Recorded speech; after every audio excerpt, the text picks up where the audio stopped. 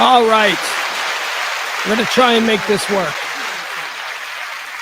Maybe I will take that table light. Hi, everybody. Welcome in to the Kelly Mohr tribute show, the Pugs and Kelly reunion. Say hi. Look who's here. It's James and Sybil.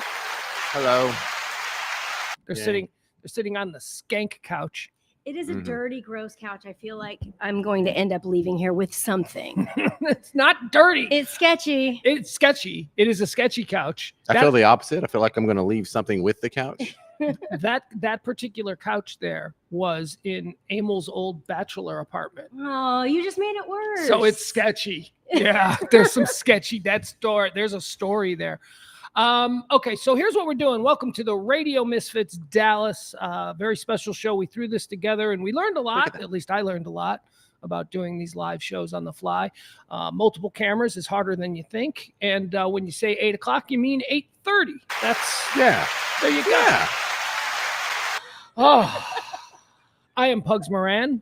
That is Sybil Summers. And he is James Parker. Just leave it. Is anybody drinking? We also have some friends here as well who Eric is here, the great Eric. Round of applause, morning show applause for the great Eric. Eric is now a senator from the great state of Texas, and he has assumed a different persona, and that's why he cannot come on here. I know. Everybody's so big and fancy now. You got to use the microphone. You got to use the microphone. Except for us. Everybody's all big and fancy. Maybe that's why you don't work in radio anymore. I know. You forget about the microphone. Rub it in. A text right here. Text from Kevin, Kelly Mohr's brother. Hey. He's being a dick. He's being a total jerk. Thought this started at 8. We're here now. Okay, so why are we here? This is the old team. This is who I would consider Full Metal Pugs and Kelly. We also hold on. Oh my God. How do I invite more people? How did I do that? Oh my God. Hold on. I can't find. We got a lot of good talking about the gray screens over in the margin. No, the people who are waiting to talk to us. No, like you hit the button in the top right. There we go. I got them. When I say Full Metal Pugs and Kelly, we also have to include in here Cody. Hey, Cody. Hey. Dangles. Cody, where are you at these days? Where are you checking in from? We're living probably about 30 minutes southeast of Portland, Oregon. So just outside of the Portland metro area. You've been there a while now. Now, a lot of people don't know this, but Cody, everybody remembers Cody Dang-a-Lang from the old Pugs and Kelly show. You were a young hillbilly boy who came to the big city and found yourself on the Pugs and Kelly show. Now I'm just an old one, so it's fine. You said things like "wrecking," and you called it the corner store. Still do on both accounts. all those things that we loved about Cody. Cody, actually, by happenstance, ended up moving down to Corpus Christi around the same time that Kelly did.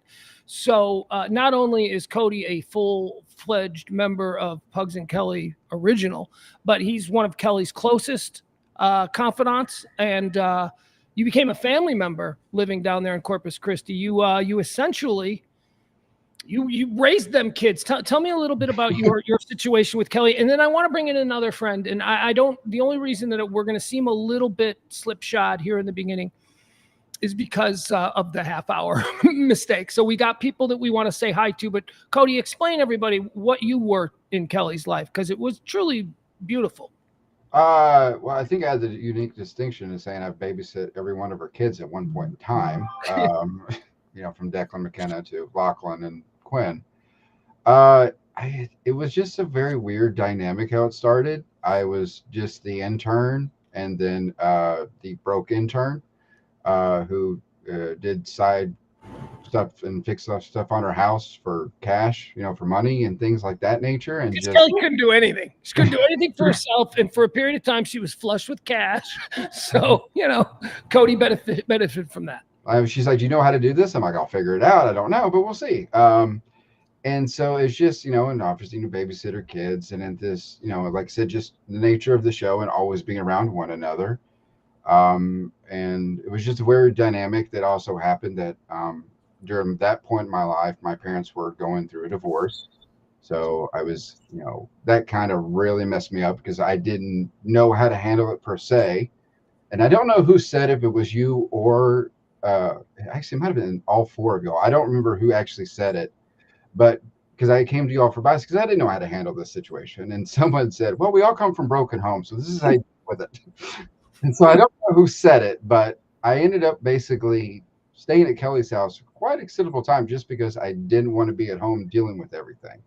I posted on Facebook, I said he went from Cody the intern to Uncle Jesse. And that's really what you became to those kids. And you would be happy to know, and I don't know if you've touched base with either Deck or McKenna. Those are Kelly's two oldest kids, the ones who grew up on Dallas radio. But have you spoken to Declan? Yeah, I've spoken to him quite a bit ever since Monday. Can we both agree? Is that the most impressive young man, considering the circumstances, that you've ever seen? Oh, he is one of the most mature, and it isn't just. I had to do the math the other day when I was talking to my wife about it. She's like, "How old is Declan?" And then I was like, and I was doing the math in my head. I'm like, I don't know, and so I had to. And yeah, it's just, and it's funny because anyone's been around him, he's kind of been that way since he was a teenager. He is just not your typical teenager. He was always just very thoughtful and very logical in how he did, and just very mature for someone his age and what he did. Well, now you also have the connective tissue to understand where he got that from. That was not from Kelly. That is Shemp. He is, and for those of us who knew Shemp back when Shemp was in his prime, in his 20s, we knew what a deliberate and competent dude that was. And that is exactly who his son is.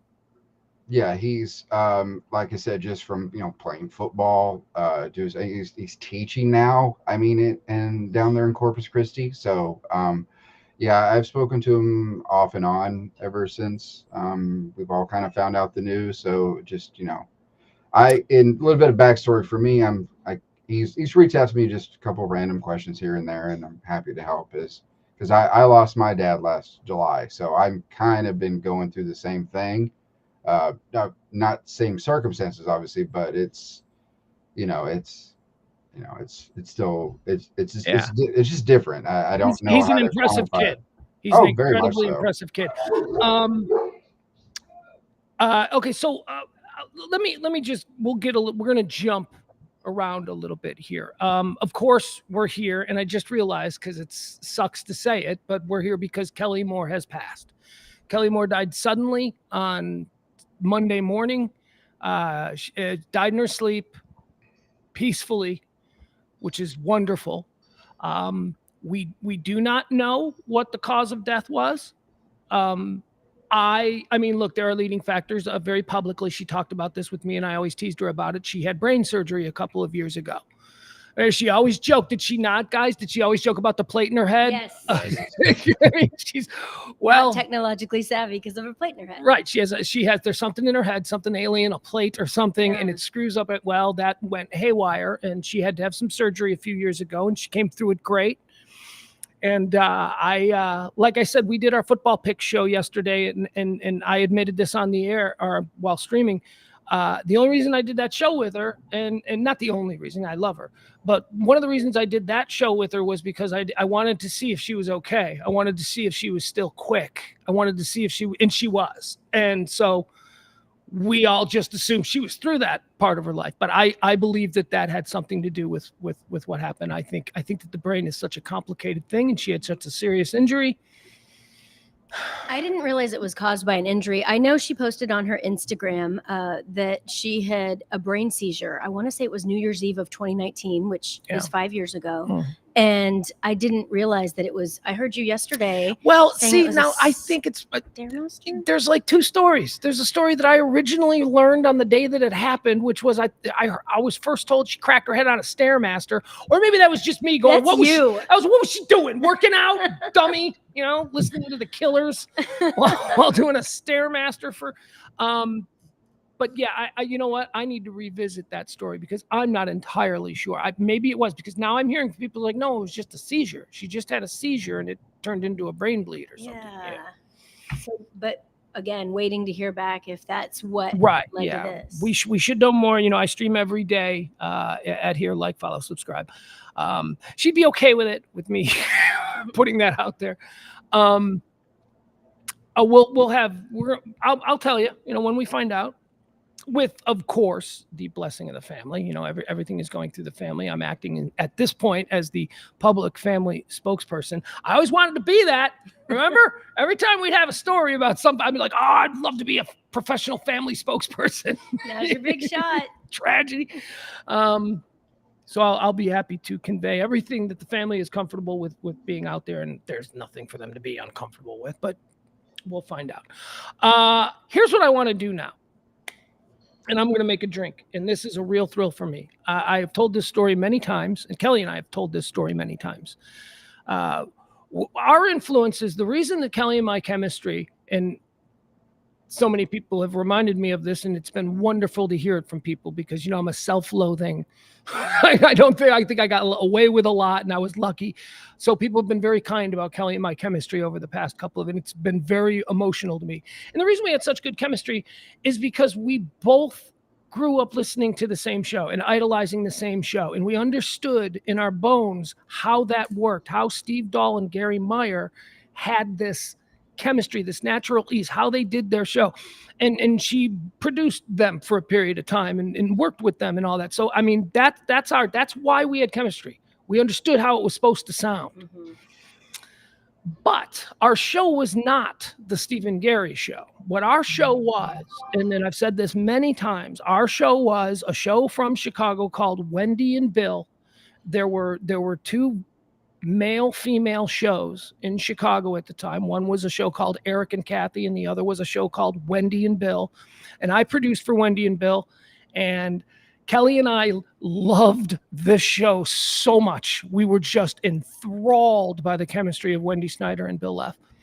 And we said to each other when we got our chance, we were like, let's be because Bill is such a choir boy. He's one of the funniest people God ever placed on this earth. But we were like, let's be a dirty Wendy and Bill. Let's do that. Let's do their chemistry. Except we flipped it. The Wendy and Bill dynamic was, the Bill is the funniest person on the planet, and Wendy's the professional broadcaster, and Wendy, rants or whatever, and then Bill just kills it with the funniest thing you ever heard. We flipped it. That's what Kelly was Bill in our relationship. Kelly was the funny one with the sniper shot at the very end. And I was more the Wendy, although I always say I could never be the broadcaster she was. So that's our influence. And I would like to bring on right now Bill Leff, who I spoke to for the first time in quite some time. And he's one of the people that Kelly and I both loved more than anyone else. You've heard us say, the nicest guy in radio. Who is the nicest guy in radio? Yeah. And that's, although that's not a very high bar to clear. That's, James. It's not me. So please welcome Bill Leff to the show. Bill Leff, Chicago Radio. Pugs. That's so nice of you. Thank you. That's so nice of you. How are you, Bill? I'm like you are. It's surrealistic. Even though I know that Kelly is gone, to hear you say it again just a few short minutes ago that she has passed away, your brain just refuses to accept it, doesn't it? I haven't really, I'm still numb and, just trying to fill myself with time. Here's what I'm trying to do.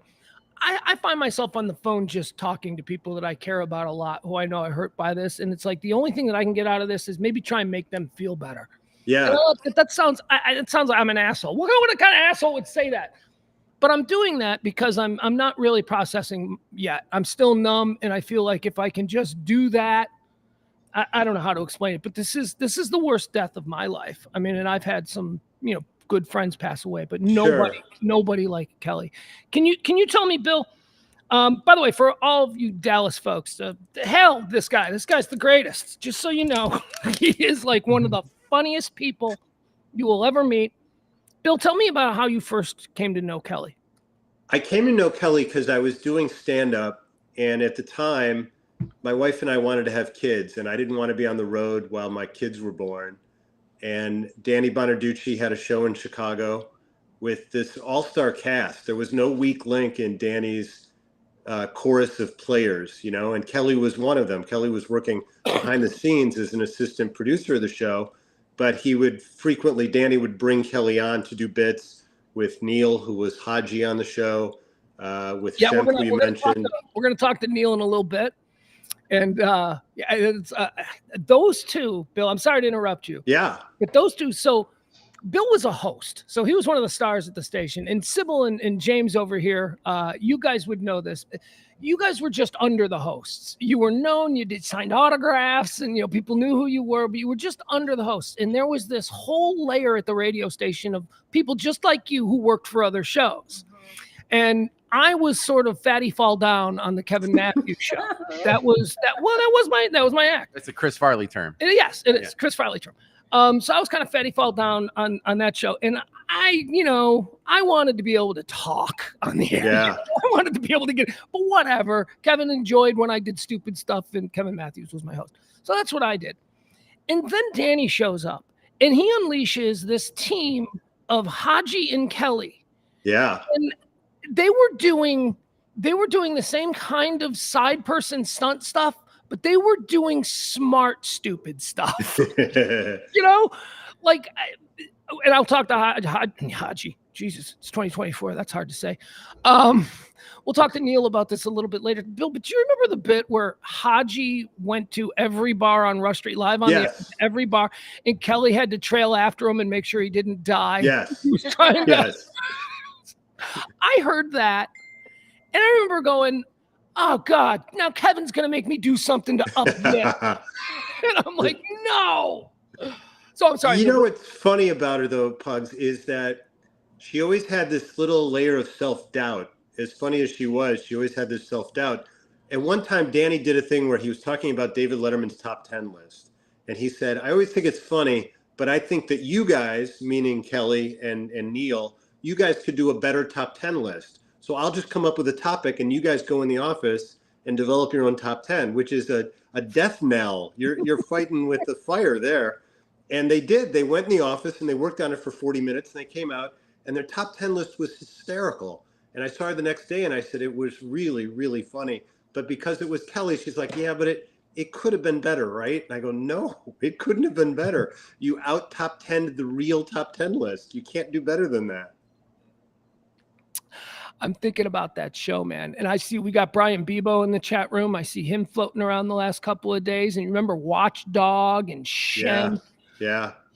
That was such a strong show.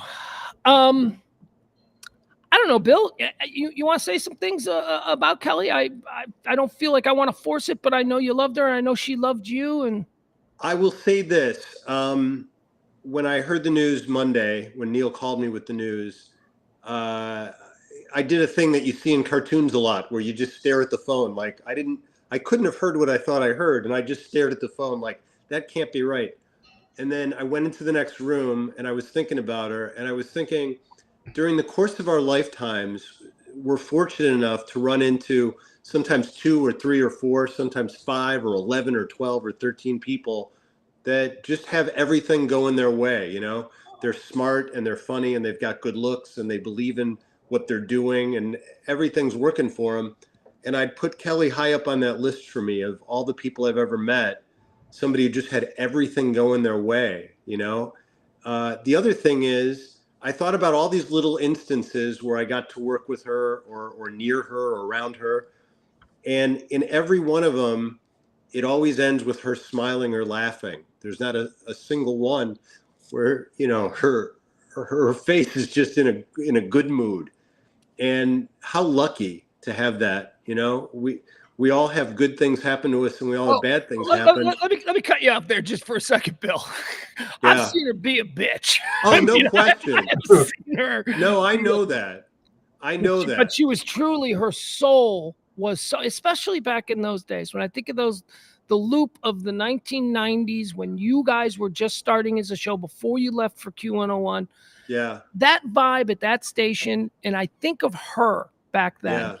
And I wasn't really friends with her, Bill. My crowd that I was running with was Doc and Artie and Mac. Yeah. And Kelly was, she was dating Shemp and they were on at night. So they weren't really, I didn't really know her, but I was always impressed. And I thought, man, how do I say this? Your partner, Wendy, is another good example of a woman who back in the boys club days was able to thrive by, and I don't want to get into any touchy subjects, but Kelly was never a victim of the hijinks of shock radio in the 90s.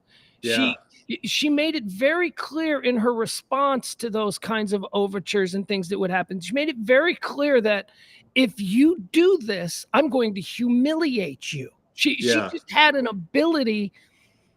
I don't know. I'm sorry, Bill. I'm getting a little choked up now. No, it's you know what? She admired your partner greatly for your partner's ability to thrive in that situation, and not just thrive as a professional button pusher who talks up Zeppelin songs, thrive as a personality of equal heft to all the other dudes there. That was one of the reasons we really appreciated you.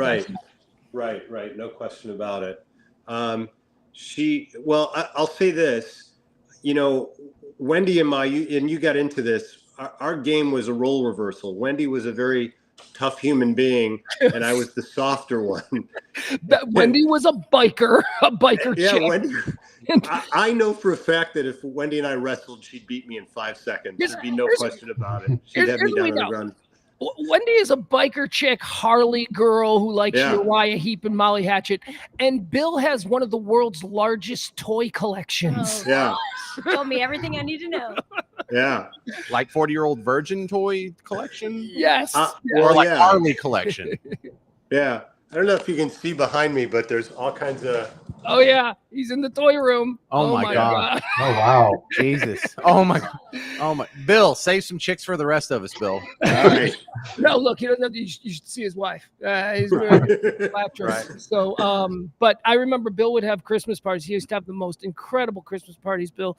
You and your wife to like young people like me and Kelly, and you're not that much older. You're just a couple of years older. Yeah. But you were of a different generation there at the Loop, or at least the way you were treated. We used to love your Christmas parties. They were so sophisticated, Bill. They were like living inside a Woody Allen movie. I think I met John Travolta's sister at one of your parties. Yeah, she was there. No question about it. And we would only invite the siblings of famous people. We wouldn't invite any real famous people, but always their brothers and sisters. That's what you were known for. That was your bit. It was great. Yeah. But honestly, it was such a magical time. And I always think, you know, what's sad is the way that media has changed. No one will ever have that kind of a connection again. You know, I always felt when I was driving into work and I'd listen to Danny's show that was I was listening to a dysfunctional family, and I was about to be a part of it, which was so surrealistic also. But I think that people who are fans of radio will never get that again, you know, and that's horrible. Well, would you just for people who don't know, because yesterday I was talking a little bit about Kelly and the Danny Bonaduce show in those days, and I made the comment that in my opinion, Danny Bonaduce is the best celebrity interviewer that I had ever heard. Now I don't know if you agree or disagree with that, but He's up there. My belief is that one, celebrities had an ease with him because they remember him from when they were kids. He had that, so he could have a big star, and no matter how A-list you were, you probably watched The Partridge Family when you were 10, right? Not only did I watch it, I used to tell my friends and family, because I admired Danny's character so much, that one day he and I would work together, and my parents would go, "Wait, what?" And I go, "No, one day he and I will be friends and we'll work together. You'll see." And then it happened. Yeah, we okay, so Bill, we're gonna let you go. Pugs, can I tell you a quick story about Danny that I think you'll enjoy? Oh yeah. I was on the air with him one time, and he had a question about the Partridge Family, and he didn't know the answer to it. So he goes, "You know what I'll do? I'll call Dave Madden." Dave's the guy that played Reuben Kincaid, the agent on the show, you know? Right. So I go, "Yeah, call Dave Madden. Let's talk to Dave." Right. So he dials up Dave Madden, and another guy answers who's not Dave Madden. Uh-oh. And Danny goes, is Dave there? And the guy goes, "No, he went shopping. He'll be back in about 40 minutes. And he goes, "Who's this?" And he goes, "It's Dick Gaudier." So Dick Gaudier used to be on Get Smart. He was Jaime the Robot on Get Smart. Right, so Danny goes, "Yeah, Dick, tell Dave that I said hello and have him call me when he gets in." All right. So I'm just staring at Danny, and he goes, "What's wrong with you?" I go, "What's wrong with me? You just called Ruben Kincaid, but Ruben wasn't home. But Jaime the robot took a message for him. What's wrong with me? How can that be?" Are we I mean, I would have gone with, I just think I learned a lot about Dave Madden that I didn't know. You mean that he'd have a robot house sit for him? That's what you mean, right? Yes, that's exactly what I mean. Yeah. Bill, thank you so much. I Thank you. appreciate you coming on, and I know Kelly would really appreciate this. And Pugs, just know, as sad as this is, and it is sad, she would not want us to be sad. She would want us to celebrate her, and I think you're doing a great job of that. No, let me tell you, this is what I love, Bill. She would hate this. Do you She think would so? hate any kind of fuss about her. She would be embarrassed. This would humiliate her. And I consider it my last act as her partner to happily humiliate her. Good. You're doing a good job, man. That's my goal here. Thank you, Bill Leff. Bye, guys. He's the best. Bye. There he goes. That's the great Bill Leff. I love that guy so much. Well, that's cool. He is really such a great. Is he still on the air? Well, you know what? Here's what we need to do. We should ask Hodge. We could ask Bill Leff. We could ask, where is If we'd have thought of it 4 seconds ago. Darn gone? it. I think Bill might be retired. I think that, you know what Bill Leff is? This is what, when I first met him, this is what blew me away. I was like, no way. So you guys know I'm a baseball freak, right? Right. So I love baseball. And one of my favorite movies was Major League, Major League with Willie Mays and all that stuff. So there were these characters in that movie. They weren't stars of the movie, but they were recurring character. They were the fans in the stands who were dressed like Indians. And as the season went by, they like had different scenes where they were like, "Argh." Bill Leff was one of those fans. And he's not only one of those fans, he's the one who has the line that I quoted forever, which is, they're trying to be optimistic fans. And there's obviously a pop-up that's an out.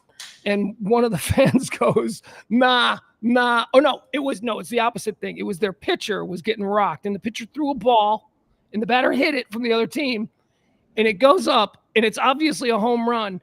And one of the fans, dressed like an Indian, goes, nah, too high, as he watches it soar over his head. And Bill turns to him and goes, too high? High? Like, that's a problem for a well-hit ball. Anyway, I love that line. And that's him. That was young Bill Leff. Bill used to do a lot of movies and stuff. And he was a stand-up comedian. And then we snatched him up at the Loop. And he was like, well, I want to get married, and I'm from here, and this will be good. So we were lucky. And Chicago radio is all the better for it. Funny guy. All right. Let me see. Who else do we have here? I want to see, I have to remove James. Neil. Is Neil anywhere in here? What is this? I see Who is it. this? Neil Sant. Yeah, where is he? He's on Me TV No, you introducing cartoons. Hold That's on. what the chat room. Is that what you're looking at right now? Yeah, Neil. Yeah, I sent him a link. I don't know. I'm looking at James's laptop. That's why I keep turning away and looking over here, because that's where you can see what people are saying and who we're talking to, like Dangalang. I can't believe Cody's here. It's crazy. And Eric's here. He's off the camera right now, but Eric's here. This is good. This is exactly what Kelly would have wanted, like a nice little reunion. I'm telling you, it's not. Well, yes. The I think fun us together, she would, yes. Yes. Us together. Us together, she would have family, loved. yes. The walk down memory lane with us going, oh my gosh, remember that time? That stuff. And That's- all the people in the chat. That's mainly what it was kind of nice is when I was down there in Corpus is every Sunday was just football Sunday. I'd show up about 11:30 in the morning and we would just watch football all Sunday until about halftime of the Sunday night game when I was pretty much done and just went back home. That's all we did. Kelly was just cooking all of her snacks and random stuff that we had, and just that's what we did. Just watch football on like 8 different screens because we had to have a Chicago Bears game, we had to have a Cowboys game. But what a Yeah. wild coincidence that y'all went to Corpus at about the same time. Yeah. Well, so it kind of was because I had moved away from Dallas because I was just trying to get away from Dallas, and I had found a radio gig down there. Just so happenstance, and it was kind of just I had forgotten because once everything transpired the way it did, we all kind of went our own separate ways, and I had kind of forgotten that she had and I knew she was with Jeff, but I forgot that he was down there. And I'm like, oh, wait a minute, that's weird. So, and it took me a couple weeks when I was there. I kept reaching out and texting her, and she just kept ignoring me. And so finally, one day I was like, you know what? I kind of remember where the house was, because I wanted to surprise her, which she would have hated, and she did. No, But Cody, why would you do that? Nobody wants surprises. I wasn't saying I was thinking smartly with my head at the time. So finally, one day, I finally kind of remembered where the house was, and I knocked on the door, and she opened, and she just like had the face that you would expect, and so, and we connected. Hold on, something incredibly crazy is going on right now. I've lost all the cameras. I hear Cody, but Cody is not on the screen. On the screen, yeah, I don't have any control over him. Well, I just rebooted, or I not rebooted, but refreshed. Well, we're still on, I think. I mean, we can all hear. Yeah, let's see. Oh, now we are back to normal. That is good. Oh, okay. Welcome back.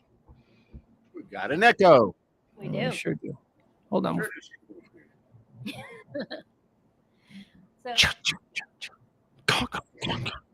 We're doing great. It's the Friday the 13th. This is going great. Remember that old Pugs drop? Mm-hmm. I have no idea what just happened here. You rebooted and it double reverse synced all of our cameras. Yeah, double reverse. Hold on, guys. Stick with it. We got more shit. Just have Is an the issue. commercial break? Like I can go pee? You can go. Yeah, go. BRB. Oh, it is? Yeah, so I think that one needs to be turned down. This one? This one needs.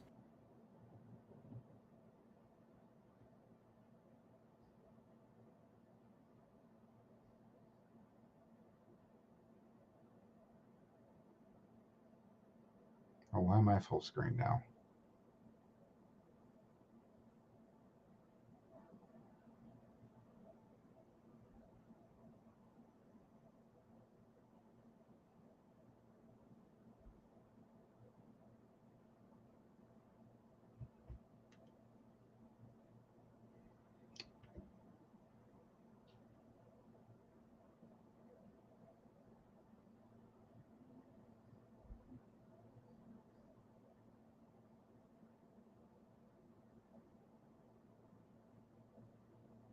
Awkward.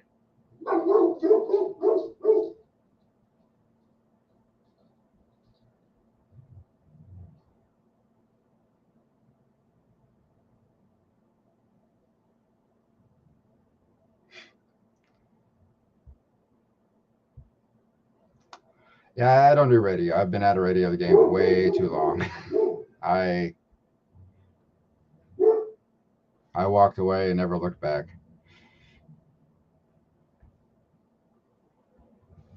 Oh, you can hear that? The horse in the background? Yeah, that would be one of our dogs, Scout, who is a Great Pyrenees, so the size of a small horse. So I apologize if you can hear him in the background. Look again. 1 2 1 2. Yeah, you need to come over and help. Fine. We got to do this without. Here's the trick: without losing Neil.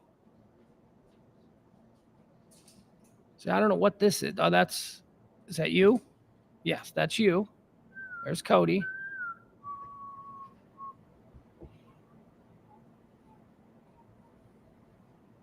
That's mine. Okay. There we go. But now we lost James's camera. All right. And then where's the sources stuff? Right here. This Oh, one? yeah, that's where. Yeah. So there's Neil. And then we need to add back our other source. Yeah. What the mirror. What does mirroring it do? Get you out of trouble for copying logos. Ah, look at that. Now we're good. Now, Neil? No, not yet. We'll bring in the new ones when Kelly comes back. Or Kelly, oh my God. Excuse me. Once again, this is a Pugs and Kelly show reunion. This is what I consider the gold standard team. It's James Parker. It is Sybil Summers. It is Eric. He is here, and we love you, brother. He's just like I said. He's a United States Senator from the state of Texas, and he doesn't want his past to be a problem. That tracks so much. That tracks so thought he was much. the plumber. Yeah. You knew that was going to work. Sybil is here. We also have some other friends here. Some other people are stopping by. Tiffany is here. I didn't want to out you or whatever. I don't know if you lied to your husband about why you're here. I don't know what's going on with you guys. We are here talking about and just reminiscing and just it's old family getting together. Sybil, James, Yes. Eric, myself, Cody here, of course, talking about Kelly Mohr, who was my partner of 20 plus years, who we all love dearly, and who, that is the thing that I really hadn't considered, because I do like to think in my head that she would hate all of this and that that's kind of fun for me, like sort of turning the knife on her. I'm going to tell everybody how great you were. And getting the last word in. Yeah. So it's like in a nice way. I think it's a nice way for me to totally just jab her one last time, make her feel uncomfortable. But she really would love this. I know that she would. I know that I honestly, I don't think she'd want to be here. I think but to know that we are all together, I think that would make her incredibly happy. And I think that's really nice. The family aspect. Yeah. Can everybody hear Sybil okay? Is that when she gets on the mic, you can. Okay. Yes. Really Yeah. hear her. Hey, Cody, you want to quiet those hell beasts? If you know a way, let me know. I've been trying since we've had him. On his source, you can hit the little speaker and it'll mute him. All right, let me do this now. Let me bring in and he's fine. It's not that big of a deal. Let me bring in, and I will end up screwing everything up trying to do a very simple thing. I'm an old man. By the way, I do need to thank April. April, who is the producer of the live stream every day. April dropped this off. It is some Jameson Black Barrel, and That's a large bottle. yeah, this is it was so appropriate because this is what Kelly and we worked for Jameson for years, and they took us on trips places and they gave us cases of free product, and she didn't drink it, so I always got it, or you guys took it. I don't know, but which would have been fine. But it's just so appropriate that I'm drinking some Jameson and ginger. I got some Jameson and ginger ale. Nice. Now that's a weird drink that like you never see in this country. But when we went to Ireland with Jameson, that was like the drink that we had probably 12 a day, just endless Jameson and gingers. And we used to always talk about how that's really good. We should drink that back in America. That's a cool European drink. And we're like, yeah, we should do that. We never did that. we never remembered it. So anyway, so that's what I'm drinking. James, you're having a beer, and Sybil, what do you got there? Crack cocaine? I can't. It's crack cocaine mixed with White Claw. Very good. Okay. So thank you to April for providing me my libation. All right, we just talked to Bill Leff, who is another old loving friend of Kelly from back in Chicago, and we made mention of Neil Sant, who is he was Pugs before there was a Pugs, as far as Kelly goes, because it was his name at the time in the 90s was Haji, and it was Haji and Kelly. And as I told Bill, those guys used to go out and do things that used to drive me insane, because Haji was willing to do anything. You want to talk about somebody who had no shame? This dude had no shame, and he was willing to do whatever. And Kelly was always the one that was there responsibly to make sure that, By the way, outside world, that's a compliment for radio people. We have no shame. Yeah. There you go. But they were a duo, and I used to always see the things that Haji would do. Neil, excuse me. We're fine. What he would do. And I would think to myself, as I said to Bill, oh my God, Kevin's going to demand that I find something that is crazier than that, or something that is worse than that. And I wanted to bring him in. Let's bring him in. Neil Sant. He is the original partner of Kelly Mohr. Hi, Neil. How are you, buddy? I'm doing great. And thank you for having me. And Pugs, first and foremost, love you, brother. And I'm so sorry for your loss. I know you're one of the closest people on the planet to her. And I can, as sad as I am, I can only fathom how sad you must be. But this is a wonderful tribute too. So cathartic, I guess. Well, thank you, man. And I know it's a big loss for you too. I mean, I know how close you guys were. What would you say you were? How would you describe you guys? Partners? What would you be? Well, yeah. You've described in yesterday's rant, kind of the way that the loop worked, where a number of us started as interns and then got hired as producers, and that was an all-encompassing word in terms of what we did, from kind of administrative stuff to booking guests to crazy crap on the street, and going out and doing bar appearances and stand up and everything. And so Kelly was this amazing creative mind, unlike anyone else, as you all well know, including you in the beard with the classified documents behind you. I don't know what that's about. That's Cody. Cody's living up in a cabin in the woods in the Pacific Northwest somewhere. Of course, right.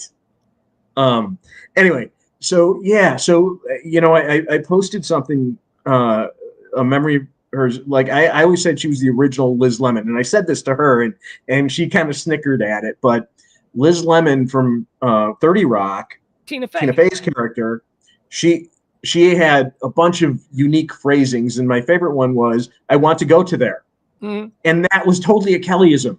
That's something Kelly would say, and if you break it down, it does make grammatical sense, but it's such a weird way to say it, and that's Kelly. Yeah, it's just the wonder of Kelly's brain. I gave you credit yesterday for sort of opening a door in my mind on that, because I had never really put the Liz Lemon thing together. Kelly was always Elaine Bennis to me. That is she was Elaine from Seinfeld. She wanted that lifestyle. She wanted to carry herself in that way, and she was just naturally funny.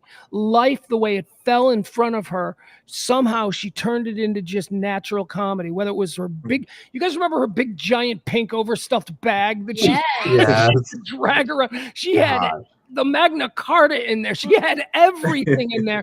And the way she would just walk into a room and throw that bag up in the chair, and it would just, things would fall out, and sex toys, literally a sex toy. Do you remember when the sex toy, and it wasn't like, I don't know, she claimed it was like, no, this is a box that I'm bringing to Bruce. And I'm like, what? Yeah, she had Aunt Kelly's pharmacy in her purse. Yes. At all times. Yeah. What do you got? What is that? A sniffle? What do you got here? I got something for sniffles. Going anyway, back to, you brought up Liz Lemon, and I'd never put that together, and I said, yes, she was very Liz Lemon too.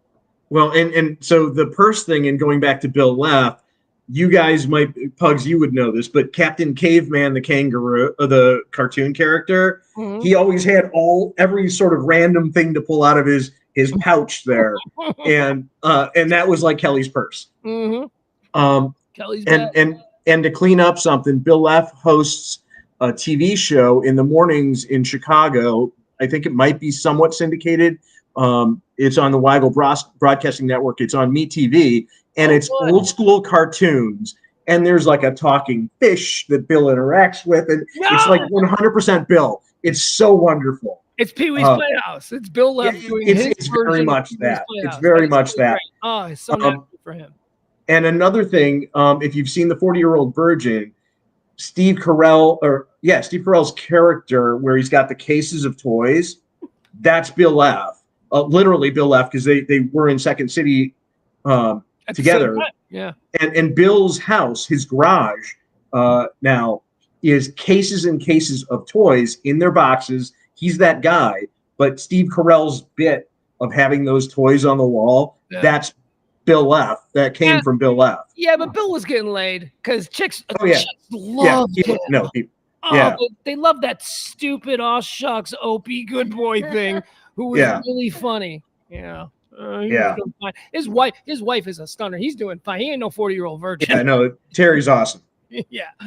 So tell me a little bit, just talk a little bit about Kelly. I know you got things you want to say, and I just want to open the floor to you, someone who knew her as you knew her at the origin stage. You know the origin story. Tell me about how she came into the station. Were you there first? Was she there first? How did that work?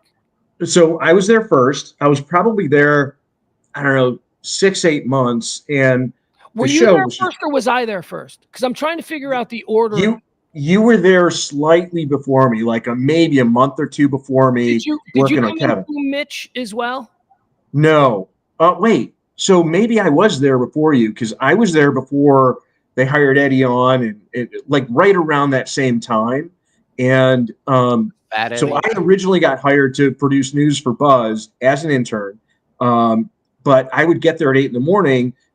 Buzz was on the afternoon drive show. Wait. Let me get this straight, because there's a lot of people from Chicago listening to this, and this needs to be pointed out because it means something to some people. So you're telling me that your first job in radio was to do Buzz's news on the Brandmeier morning show?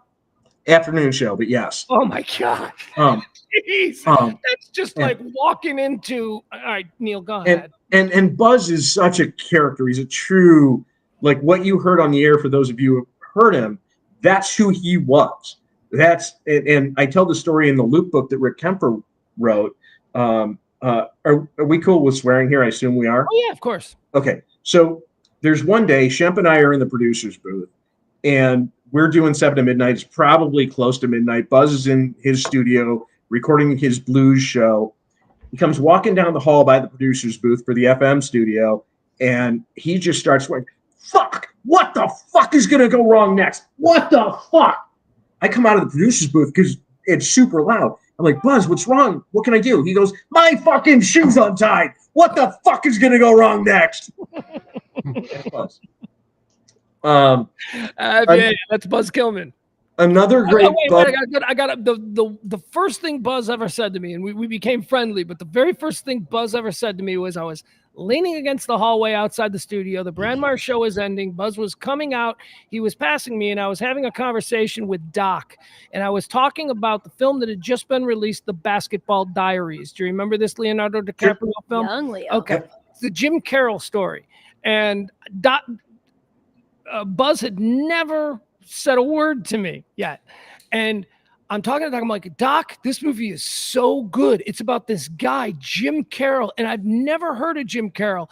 And I said that as Buzz was walking by. Buzz stops, looks me dead in the eye, and goes, "That's because you're an illiterate jackass." And walked away. I was like, "Buzz Kilman, talk to me." That's all I took from it. Yeah. Okay. So one more great Buzz story is, and again, the Danny show was 7 to midnight. Is Buzz still alive? What's that? Is Buzz still alive? Yeah. In fact, Kilman outlived Kelly Mohr. Yeah. Who had that in the bingo? He's in his probably mid or upper 70s, like under 10% body fat, and can do handstand push-ups. Is he still gigging every night with like the best blues bands in the world? He's not gigging as much anymore, but he's promoting he does a kettlebell workout, and he's written a book on bad movies that he wants to work on. But he and I were texting last week. He texts, which is weird. So we're talking with Neil Sant, who was Kelly's former I Got Radio co-combatant. They were both producers of the Danny Bonaduce show. So again, tell me about your working relationship with her, and tell me about. Sure. You also are going to have to tell us all how Danny's doing, because we know that he had some touch and go moments recently. Yeah, well, and he asked me to share some sentiments on his behalf. He wasn't able to make it tonight, but he's doing great. And so let me start there, and then I'll go to the backstory. So, as you mentioned, Danny had some pretty scary health concerns for about 2 years, and they weren't sure if he had a stroke, if he had some sort of brain disease, if he was getting dementia that got super fast onset. Like he was dizzy, he was slurring, he couldn't put together sentences, words weren't like making sense that he was saying, and so they tried to figure out what he had, and they were struggling. Now, getting into a neurologist is a very difficult thing. If you walked in with a serious injury right now, it could be 6 months before you got to see a neurologist. So after it started becoming public that Danny was sick, Kelly and I were texting fairly frequently, and she's like, "What can I do? How can I help? I really want to do something." And so I'm just updating her on what was going on. And Danny and I are very close still. We text multiple times a week and stay in touch. Anyway, so Kelly says, "Look, my father-in-law, her ex's dad, was a prominent newscaster and a news anchor in Seattle, where Danny was living." And she said, "What if I asked him if he's got connections to the neurologist that Danny wants to see, the best one in Seattle?" And I'm like, "Absolutely, that would be wonderful." So she makes the call, and it works out. Danny gets in like a week and a half, and like you can kind of say she saved his life, because that's the doctor that made the diagnosis that was correct for what Danny had, and then assigned the treatment. He had neurocephalus. You can make the dick joke, and it's basically water on the brain. They put in a shunt. It drains. He's doing fine. Can I just say, Kelly and I, Kelly kept me up to date on the Danny thing all the time. Whenever she got news, she would call me and she'd be like, "Okay, I got Danny update." I'm like, "Okay, give it to me." She never once mentioned that. She never once mentioned that she was working with you and was hooking him up. Because I know Jeff's dad is. That was Kelly's husband at the time. Mm-hmm. That's, she didn't think anything of it. It wasn't something that she would think to tell anybody, because it's just something that came natural to her to do, and it quite possibly may have saved someone's life. Well, and so Danny doesn't even know that story fully because he was so out of it when that was happening. But Danny's wife, Amy, knows that story because Kelly, I, and Amy were all coordinating all of that. But he now knows the broad strokes of that story and is forever grateful. And so he really wanted me to share that sentiment with all of you and Pugs, just to what you were just saying. Nobody knows that story. Like, that's not something that she would broadcast or say. That's the kind of stuff she did in the background all the time for people. It's like, how can I help? What do you need? What can I do? Let me tell you a story about her that I started to tell James Parker, who's up and moving around right now. James Parker hosts afternoons here in Dallas on WBAP 93.3 FM. And I do a weekly hit with him. And James, I started to tell this story. You'll appreciate this, Neil, because this is so quintessentially Kelly. So we used to do this dodgeball tournament. And it was quite successful. It was really a feather in our cap, and we were very proud of it, right? So we're at this dodgeball tournament, and Kelly shows up, and she's got like 5 guys with her. And I look at these guys, and they are all Hispanic gentlemen, and they're all dressed in, T-shirts and like cargo working all day. Okay. They didn't look like people that you would be normally hanging around with. They didn't. Okay.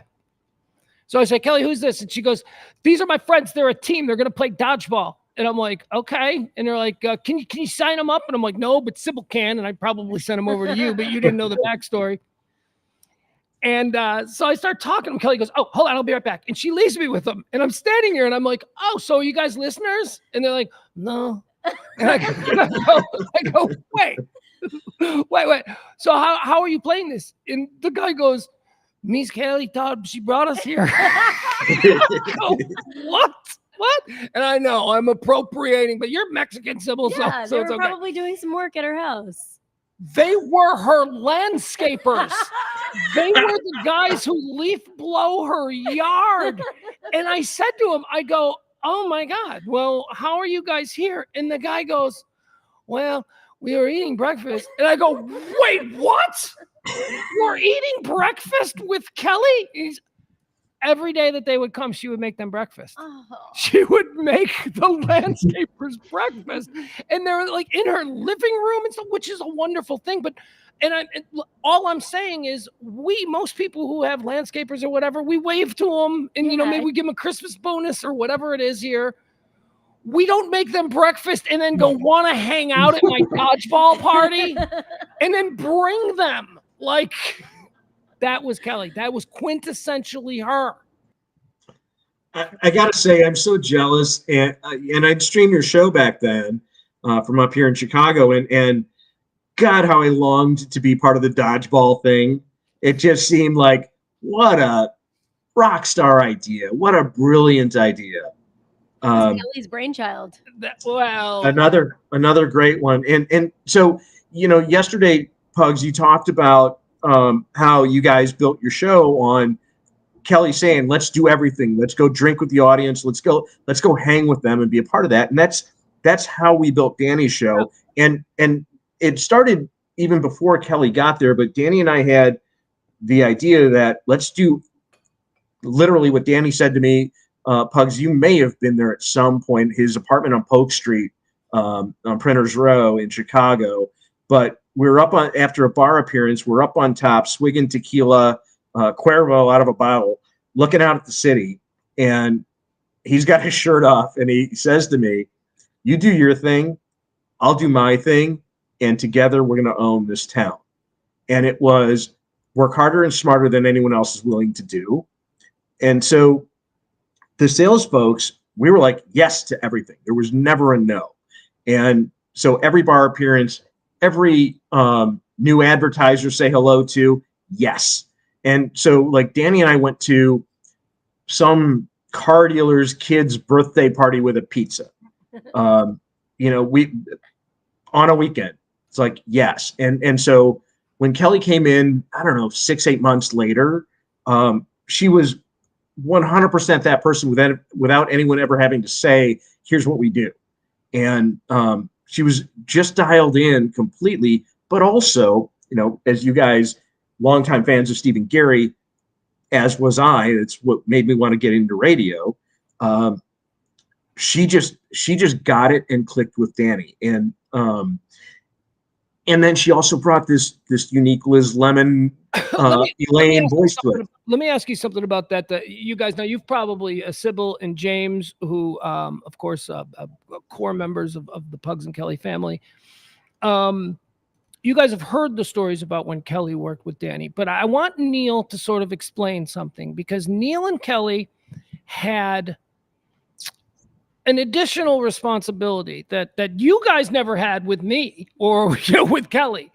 And it was the role of cop.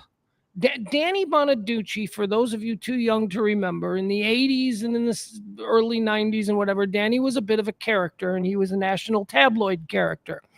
It was the station in Chicago that took him off the tabloids and went, we'd like to blow people's minds with what you really are. And that's exactly what he did in Chicago, because he was a punchline. He was the kid from the Partridge Family who got caught fighting a prostitute again. It's that whole thing. And he came on and he was incredibly smart and he was incredibly disciplined and dialed in, and everybody was watching him because he was dare I say it, he was a fuck up. And so they had money invested in him. He came through. He made a lot of money for that station. He turned himself into a legitimate radio Hall of Famer. He will be in the Radio Hall of Fame with all of the places that he has been. But a lot of that is due to that additional responsibility that Neil and Kelly had, the role of cop. Can you tell us about how you two worked together to keep Danny from getting arrested? Or I told this story yesterday. I told the story about at the China Club. But I want you to tell more. I'm at the China Club. I'm talking with Artie Kennedy, who was another one of us guys. I'm talking with Artie Kennedy in the basement of the China Club. It's a VIP room. And Kelly comes running up to us furiously. And she goes, where is Danny? Have you seen Danny? I lost him. Now, first of all, that's a funny sentence because it suggests that he was trying to lose his tail, which is such a weird thing. And we're like, Artie and I are like, well, you don't know where he is. And then she goes running off. Moments later, Danny emerges from behind this black curtain with like two chicks, two girls. And I don't know what they were doing. But he goes, he just walked past us, and me and Artie Kennedy looks at me and he goes, found Danny. like that. Perfect, so Artie. Tell me about that role that you and Kelly had and some of the stories about chasing him and whatever. Sure. So, was he doing drugs? Was he doing drugs? No. Because that's what your No. job was, to stop him. Anybody who knows the story of John Belushi, there was a character named Smokey who was hired by the movie companies to make sure that John Belushi didn't do drugs. And I do. There was great suspicion that Danny would do drugs because he was believed to be. So that's sort of what, you know, we thought you guys, your job was to knock the Coke spoon out of his hand or whatever. But go ahead. Continue. We were Danny Smokey, and Smokey actually came from Joe Walsh to Belushi. Yeah. Yes. So Danny's line was, "It's my job to fuck everything up, and it's your job to stop me from doing it." and so, you know, with Danny, it was the flair for the dramatic. I don't know if you people have met anybody like that. I'm pointing at you. But Danny, while he is always going to be an addictive personality, we called him the whiz boy. Like when he was about to have his first daughter, Isabella, he would knit. He just started nesting, and so he would knit, and he'd buy like $1,000 worth of knitting equipment, and then get bored with it in a week, and he knitted like a condom or something. I don't know. Yeah. Not very safe. Don't use knitted condoms. No. But then he got into magic, and he'd be the whiz boy about magic and buy $1,000 of magic shit and do magic tricks with you all day, and then he'd go by the wayside. Same thing with drugs. He would get addicted. Like he told the story. He's told it publicly. The first time he tried crack, he's like, "I'm stronger than any drug. I don't have to do it. I just like doing it." But he said with crack, the first hit that he inhaled, he's like, "Oh, I want more of this. I can't stop." He's like, that was the only thing that got him really addicted. But he had serious bouts of stuff, and it's in his books and all of that. Yeah, I mean, it's all public. It's not like people are going, "What? Danny Bonaduce? Huh?" Yeah, I'm not talking out of school. But so what we had to do was make sure he behaved. Not necessarily just stopping him from drugs, but stopping him from doing anything silly. And it was almost like an obligation to get hammered at every bar appearance. Everybody's buying you shots, and everybody wanted you to be drunk. And it was fun and all, but there was, like, for us behind the scenes, while we were getting drunk, we still had to be the adult in the room and make sure shit got done, the broadcast got done, everything got wrapped up and put away.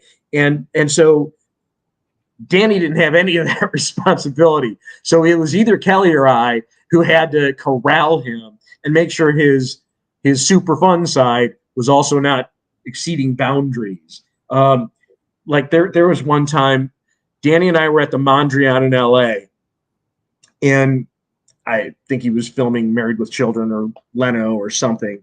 And next to the Viper Room, the House of Blues on Wilshire was getting, maybe Sunset, it was getting built next door.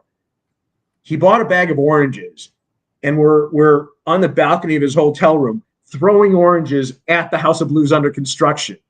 And I'm like, wait a minute, this is probably not something I should be endorsing here.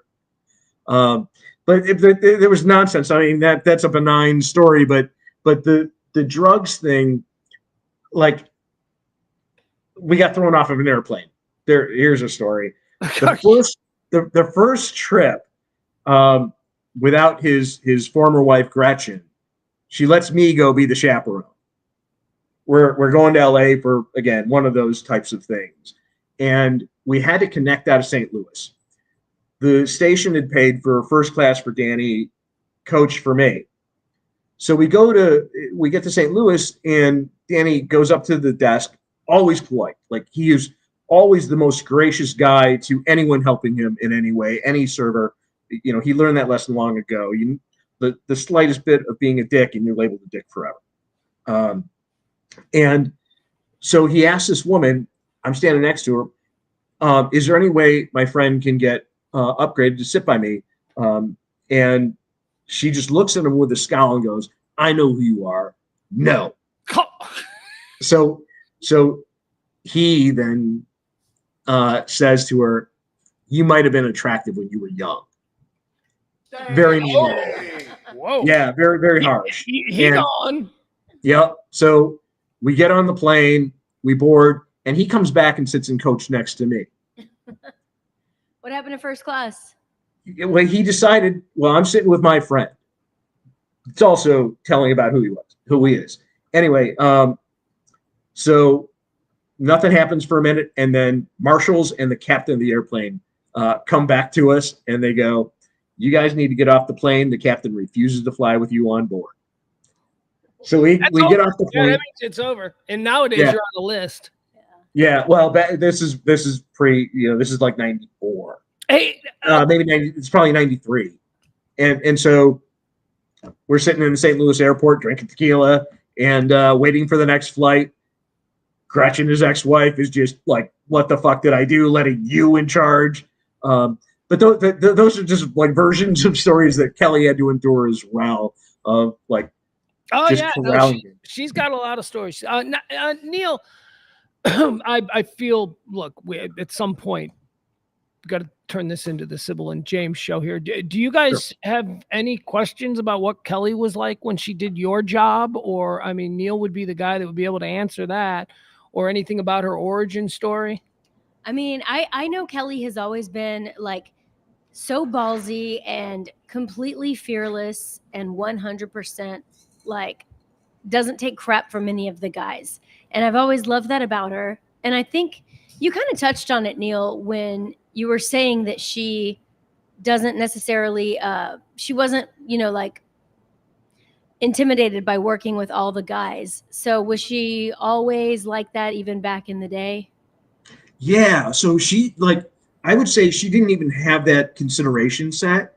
It didn't occur to her to be intimidated by anyone. It wasn't like, oh, she's a little wallflower or anything. She knew who she was. Yes.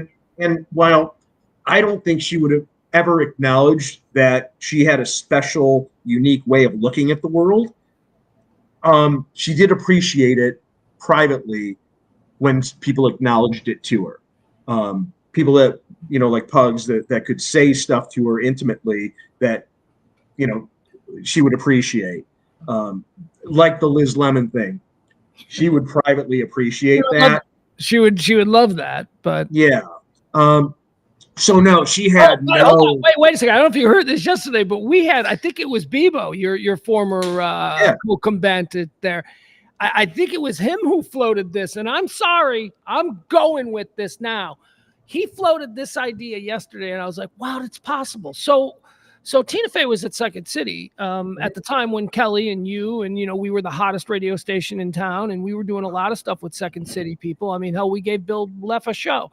So, I mean, we were very entrenched with that organization. And there was Doc, the late, great Doc Simpson, and myself were sent down to the Old Town Ale House to hang out. Kevin's like, go hang out there. That's where the talent is. And let's see if we can get some characters who want to call in.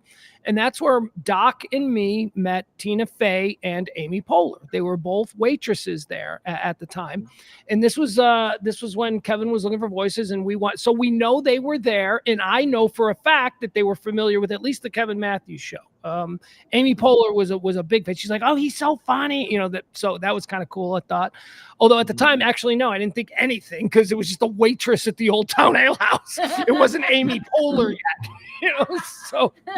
So anyway, they were there at the time, and Bebo suggested, he's like, it's very possible that Tina Fey heard Kelly and her character on the Danny Bonaduce show and then adopted that character or that type of way. So I am going with that, regardless of the fact that it's probably a complete load of shit. I am just going to go with it because I choose to think, because when you said she is Liz Lemon from 30 Rock, the Tina Fey character, I started to think of it, and I'm like, my God.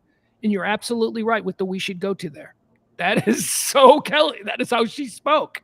Mm-hmm. So, and I don't think Amy Poehler spent as much time in Chicago as Tina did, but Tina did. She worked at the McGraw YMCA, which is a legendary YMCA up in Evanston, near where Bill lives, near Northwestern, for you non-Chicagoites. And so through that and the early days of trying to tour with Second City, all of that stuff, she would have been exposed Neil, to the Neil, loop. I need to stop you right now because I Sure. just realized something, and I do this all the time. It wasn't Amy Poehler. It was Rachel Dratch. It was Okay. Rachel Dratch. Yeah, because I was thinking Poehler oh. did the Groundlings. I'm pretty sure she did the Groundlings in like San Fran or in the California area. But before Tina Fey and Amy Poehler became an inseparable twosome, it was Tina Fey and Rachel Dratch. They had the Fey and Dratch show on Broadway, which got them both Saturday Night Live. Yeah. But Tina spent a good amount of time in Chicago during that era. So it's quite possible that it's very likely that she heard the station and Kelly. I had no doubt that she was familiar with this. Yeah, no doubt that the people at Second City were familiar with the station. Yeah, James Parker. Okay, so you with your hand up. Yes. So I have a question for the Chicago contingent because y'all know the backstory. So when I show up, I get my first job at 105.3 on the Pugs and Kelly show. I'm working with Pugs and Kelly, who are from Chicago. Our general manager, Reed Reeker's from Chicago. No, he's from Louisiana, but he was there with it. He was running station. Fair point. His last stop was Chicago. And then there's this guy at the station that's just across the glass that is playing pop music. He's a reliable producer over there. His name's Shemp, and he's also from Chicago. Oh, and he's married to Kelly, but they're not really enthusiastic about the marriage. They have a couple of kids, but they're not really dating. How did you end up here too? And I like you, and you're good at your job. And this whole crew with this whole backstory came, and I felt like I just walked into the middle of a movie, and no one wants to tell me. It was. What the hell? Neil, you'll appreciate this. We did when we first came to Dallas. We did feel like we were fish out of water, but now in retrospect, I mean, we really did have a wave of loop people. We had Reed Reeker, who was running, Kevin and Johnny and Steve at CKG. We had Shemp, we had me and Kelly. So now that I think when James put it that way, I'm like, yeah, we did. We had a nice little mafia that we were. Yeah. Although James, I think that movie would have been filmed in the South rather than Chicago, the way it was kind of incestuous there. Right. But God's fault for making my cousin so hot. Yeah. But it was really weird because I didn't know the backstory, and it seemed too awkward to ask.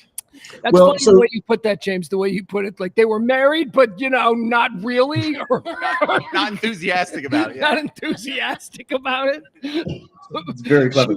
She seemed to be dating a football player and still married to the guy who worked next door, who was very odd, and they all seemed to be friendly. I could see how that would be very confusing to a young intern like James Parker. So, giving you a little more color to that, Shemp was Danny's original producer. Like, what ultimately, Pugs, as you mentioned, Mitch, when Mitch came to the Loop, he demanded the title executive producer, which nobody had. That wasn't a thing in radio then. He's such a baller.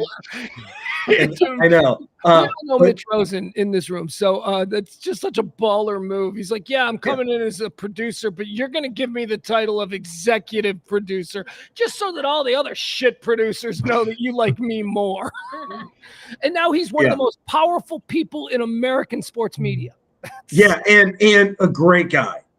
My best friend, Yeah. So anyway, so Shemp really, traded off of that. He was, for Danny's show, the executive producer, and the rest of us were below him in terms of the org chart of the show.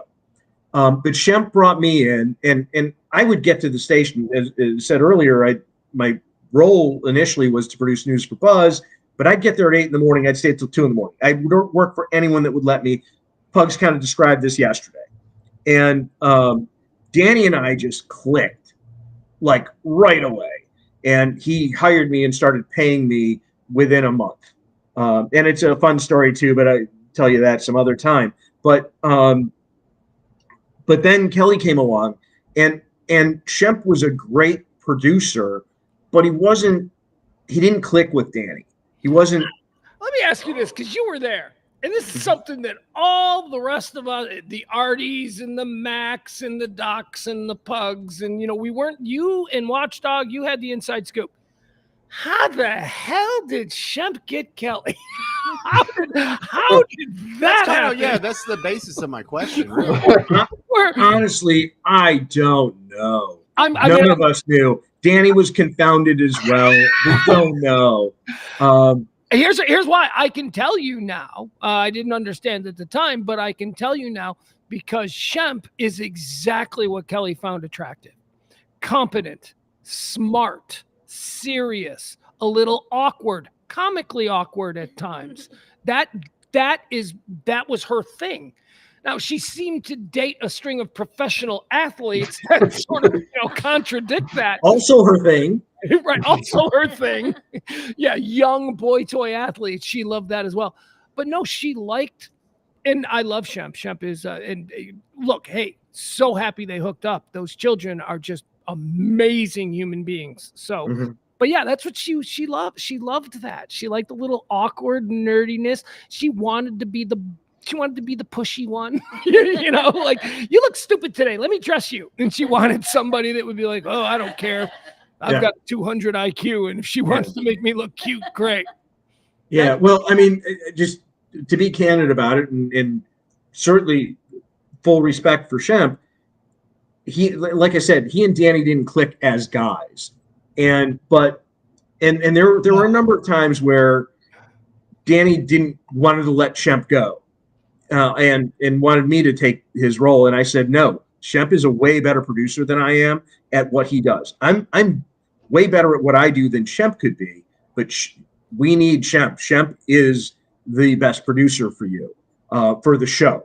Now I would get to Danny's show at 3 p.m. for a 7 to midnight show, and we would just fuck around. We'd see who could do more push-ups, and then we'd write bits, and then we'd go when it was illegal. We'd canoe on the Chicago River and then get arrested for canoeing on the Chicago River. So we would do random shit that then made it onto the air. Do you know, can I just tell you guys, hold on, I wanted to, man, this is how insane we were back then. Let me tell Sybil and James a bit that was Danny's most popular bit. And I say this as a listener who would be like, oh, when are they doing that again? And this is something you try and get this. I know the story. I know where you're going. I know where I'm going. You try and get this done. So the John Hancock building, one of the tallest buildings in the world, has an elevated skyscraper parking garage. And the parking garage has this incredibly cool spindle driveway. And you go up you're like on the 15th floor of a building. You're in your car and you're like, oh, we're getting higher. It's like so cool. And look, it's not original. There's other ones like this, but it's very unique and cool to that building. And scary. And scary as because it's narrow. Let me tell you something. As an intern working in the Hancock for the first week, I went down that spindle at 4 miles an hour. After 6 years, I'm doing 30. I'm just So tell people what bit you guys did on the air every night. Well, it wasn't that frequent because it was special and it was dangerous as could be.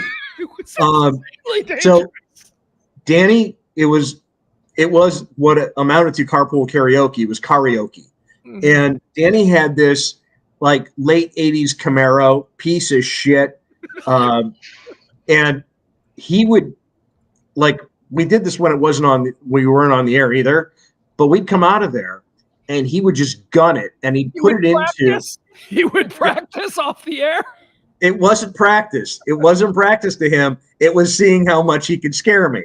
But so he would basically do a Tokyo drift all the way down those 15 floors in that spiral. So it would be a slide the whole time. And he knew one of these days I'm hitting the wall, but fuck it. I'm doing it until then. It's a shitty 1980 Camaro. I don't know. He doesn't care. But, at the time, he wasn't making real money. So, when you said he started making real money later, but they didn't gamble a whole lot on him. Mm-hmm. They gambled just a little bit going, hey, don't fuck up, and then we'll pay you. But he was just that was his personality. So we'd just be going home after a show, and he'd be like, all right, slop it down into first, floor it, start sliding, and we'd be just screaming the tires all the way down. But that turned into a bit where he would get a listener to come up, and the deal was What? if you could not scream and cry by the time he gets to the bottom, you won a prize. And let me just explain this bit. So there's this incredibly dangerous car involved thing that's highly illegal and definitely not. Danny would get a listener, put a listener in the passenger seat, and then go down this spindle as quickly as he could. And if they didn't try and just, I mean, how many times were you able to do that? That was the greatest, most, because I knew it was real. That's the other thing about our like station. An insurance nightmare. I know. Now you might hear that on other stations and it would be faked, but I knew it was real. And my God. His own little like Danny coaster. I love it. That's a great name. That's a great name. Neil. Sybil that's Sybil's thing. Danny comes up, or Sybil comes up with names. We would always say, Kelly and I would have a bit, and then Kelly would go, "Oh, we got to get this to Sybil. Sybil's got to name it." That's so cool. Think tank. So he would do that, and another thing about the loop was it was all real. We didn't make shit up. We didn't fake stuff. We did it. That's why we have no respect for Mancow. So it's true. Where I'm going, that guy would at the end of every show, thank you to David Letterman for being on. Thanks to Tom Brokaw. They weren't on his show. And then he would have writers come in, like, saying just all kinds of crazy stuff, that to be shocking, but not real. And it's just sad, disappointing. But that was the antithesis of what the loop was. We did shit and then turned into entertaining radio. Neil, I know you need to get out of here. You're a very important businessman, and I just wanted to thank you for the time you spent with us tonight talking about Kelly Mohr. Neil Sant from the old Danny Bonaduce show, and someone who I know that Kelly loved absolutely dearly. Love you, brother. Thank you. Appreciate it. All Cheers. right, there he goes. Sybil, I feel really bad because we've been talking to people this whole time, and we haven't really gotten. How are you? We're supposed to. How are you doing with this? As we all sit here, we haven't talked about this at all yet. Know. Cody mentioned it a little bit. Mm-hmm. Tell me about how you heard, and did I tell you? You did, yeah. Okay. Yeah, you told me Monday morning, and you reached out to me and Lacey at the same time, Lacey G. Well, we have our dead animal mega thread. Yes. For some reason, Sybil, Lacey, and me, we have a thread on text, and whenever we see a dead animal, I don't know, I'm compelled to send a picture of it. Why are we doing this? Okay, so the backstory what is this? Is because when we were filling in at The Freak, yes, R.I.P. The Freak, but we had I came in one day and I said, it's really weird, I keep seeing all these dead animals everywhere, squirrels and everything else. And Lacey said, yeah, like when we used to play with them as kids, whenever we would stop dead in our track. Like, what? Who played with dead animals as a kid? Like when you find one on the side of the road and you just bring it home and you pretend like it was one of your dolls. No, Lacey, we have no idea what you're talking about. And you dress it up, do its little hair, make it all cool. Make a little marionette statue. Yeah. Even Dangling, Cody, who's also on right now, was like, yeah, that doesn't seem right. Nobody played with dead serial killers. I know. But now Pugs is obsessed with it. And so every time he texts me and Lacey, he has to say something about dead animals. And I'm like, I don't want to hear about it. Well, I walk my dog a lot and I see a lot of dead squirrels and birds, and I like to take pictures of them and I send them to our little group text. And, I say like, hey, Lacey, what would you do with this one? There's a little pirate. You put a little pirate outfit on him. She has her grand plans. But yeah, so when you reached out to me, I'm with you, Pugs. I haven't quite processed it yet. Like, I'm still kind of thinking, this is new and fresh, and it hasn't hit. But I know that a lot of people have reached out, and a lot of people are still learning about it, and everybody has questions. And I'm like, I don't know. We're still waiting to hear. You're my go-to. And so I don't know anything unless you say it. And so yeah, what we know is that she didn't wake up on Monday, Yes. and there is going to be a medical examiner's report. We're waiting on that. We expect that tomorrow, possibly. And then we'll find out if it is what I believe it to be, related to her brain injury from about 5 years ago, or if I don't know what it could be, cardiac. It could be, but here's the thing, and you guys can attest to this. She was a physical specimen. She was so healthy. Yeah. Always working out. And that's one of the things I told Grandpa Boyfriend. I was That's Sybil has a boyfriend Wait. who is a Yeah, grandpa. bury the lead here. Yes, Sybil is dating a man who also happens to be a grandfather, which Yes. is just shocking to all of us. But I mean, he's a little older than Kelly was. He's 57, and so I was like, she's really healthy, and it's unusual because nobody knows exactly what happened, and she did CrossFit and everything else, and so I know that when you said we're waiting for the results, I'm like, that, that's all we can hope for right now, because I want to yeah, well, we'll find out. Yeah. I can't see right here.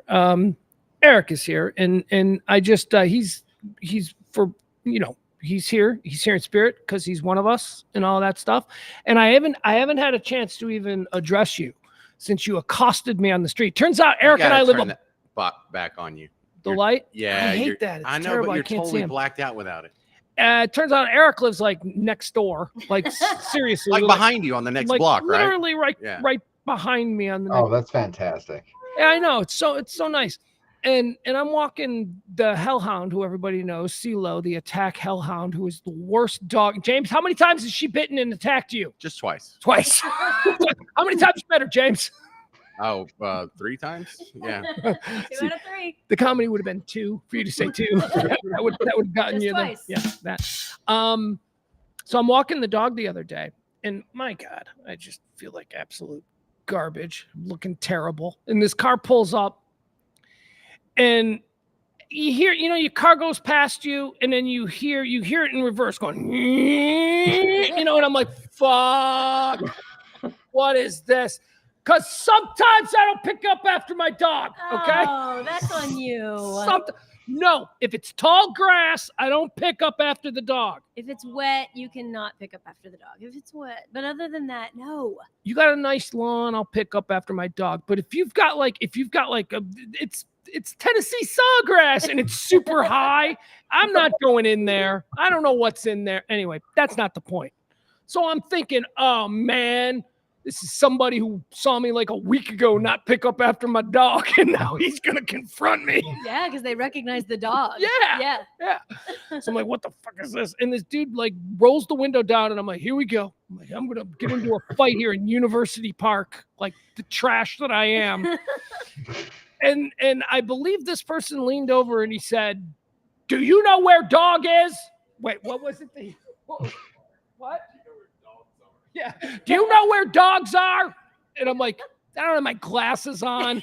And then the dog is going, and the dog is trying to get up into this car because it wants to kill something. And I'm like, what? And he goes, do you know dogs are?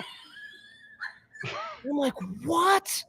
What is this? What's going on here? And then I look and he smiles and laughs. And I go, oh, fuck. As soon as he laughed, you knew who it was, right? As soon as he smiled and he laughed, doesn't matter how bad my eyes are. I was like, oh my goodness.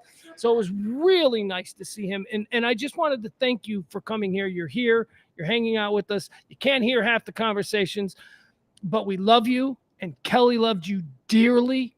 The first person I talked to after I ran into you like that was her. And she's like, oh my God, I would love to see him. So I just wanted you to know that, and that was very recent, and so that was very nice to see. So I imagine that if you're a whore that works in a whorehouse, and you and all the other whores commiserate, and you're all friends, and you all have your little, social group. Going? But one of the whores breaks off and actually goes to college, and then actually like marries and has a decent life and gets a house in the suburbs. they don't necessarily want to go back and talk to the old horse. Okay. And I think that's us. Yeah. Right? That is And a so- very good example. And we don't want to drag him. Right. Like, no one's pressuring No, him to be on we're camera. proud of him. Stay out of the Oh. horror village. You made it out, Oh, bro. my God. Let's not drag you back in, right? I know Eric married up, and now, yeah, you're right. We're all just down here. Real job and Yeah. education. And yeah. We're his dirty past. We're still Like happy. disposable income. Yes. Your stock options. And It goes on vacations. It's amazing. No, don't get on camera. Don't ruin that crap. But Jesus Christ. it's funny that you say that, Pugs, because a couple of years ago I was in the Dallas area just visiting because my mom and sister still live there, so we go and visit quite often. And I don't know how we met up or we started texting, but I actually went over to Eric's house and we had dinner. And after that, we got to meet the family, which is very weird. But you know, like I said, and then I think the first person I texted was Kelly as well. Just I was like, guess where I'm at? And she's like, I'm not gonna guess, like where. And I just showed a picture and she was just ecstatic and everything else and had all these questions. And so I bet she loved it though. That everybody. oh, she did. It was United. yeah. So, Can I bring up something now? yeah, please. Yeah, All right. I'll take it. So this feels like nobody saw this coming. This is a big injury to the family that is unprecedented, but it's not. Actually, the first one of us to go was Paco. That's right. And there was a text I sent to Sybil that's like, dude, one of us is dead. And there is an us, you know, there's an us that probably comprises 8 to 10 people. And that was the first one. Paco was the first one. And it was even more shocking and young. I mean, we had a little lead up knowing that it was going to happen because of the cancer stuff. But, you know, he was the first one to go. And really, it kind of feels better that this isn't as shocking as Paco. It's still shocking. She's still way too young to be passed. And, you know, if you would have put us all on a chart, we would all guess Bobby would have died first. Oh, not me? Come on. Come on. You were second. You would be second. Yeah. You're right. Bobby would do so. Bobby would like step in front of a bus accidentally. You know? Bobby, yeah, he like OD'd on fentanyl. It's like, I thought it was just regular meth. Regular meth. Another one of our former Pugs and Kelly interns chiming in from the chat room, by the way. Bradley Scholl, remember him? Bradley! Yeah. Yes. Wait, where did it go? Oh, dang. I don't know. Scroll out. Pugs can. I don't know. He said something really nice about Kelly, and yes, we all agree, Brad. You mentioned something there, James, and this is what we were is very similar in Eric and you and James and me and Kelly, and we've lost Kelly and we've lost Paco. But what we were is very similar to we were members of a successful band. We were in a band that a lot of people loved, and that was years ago.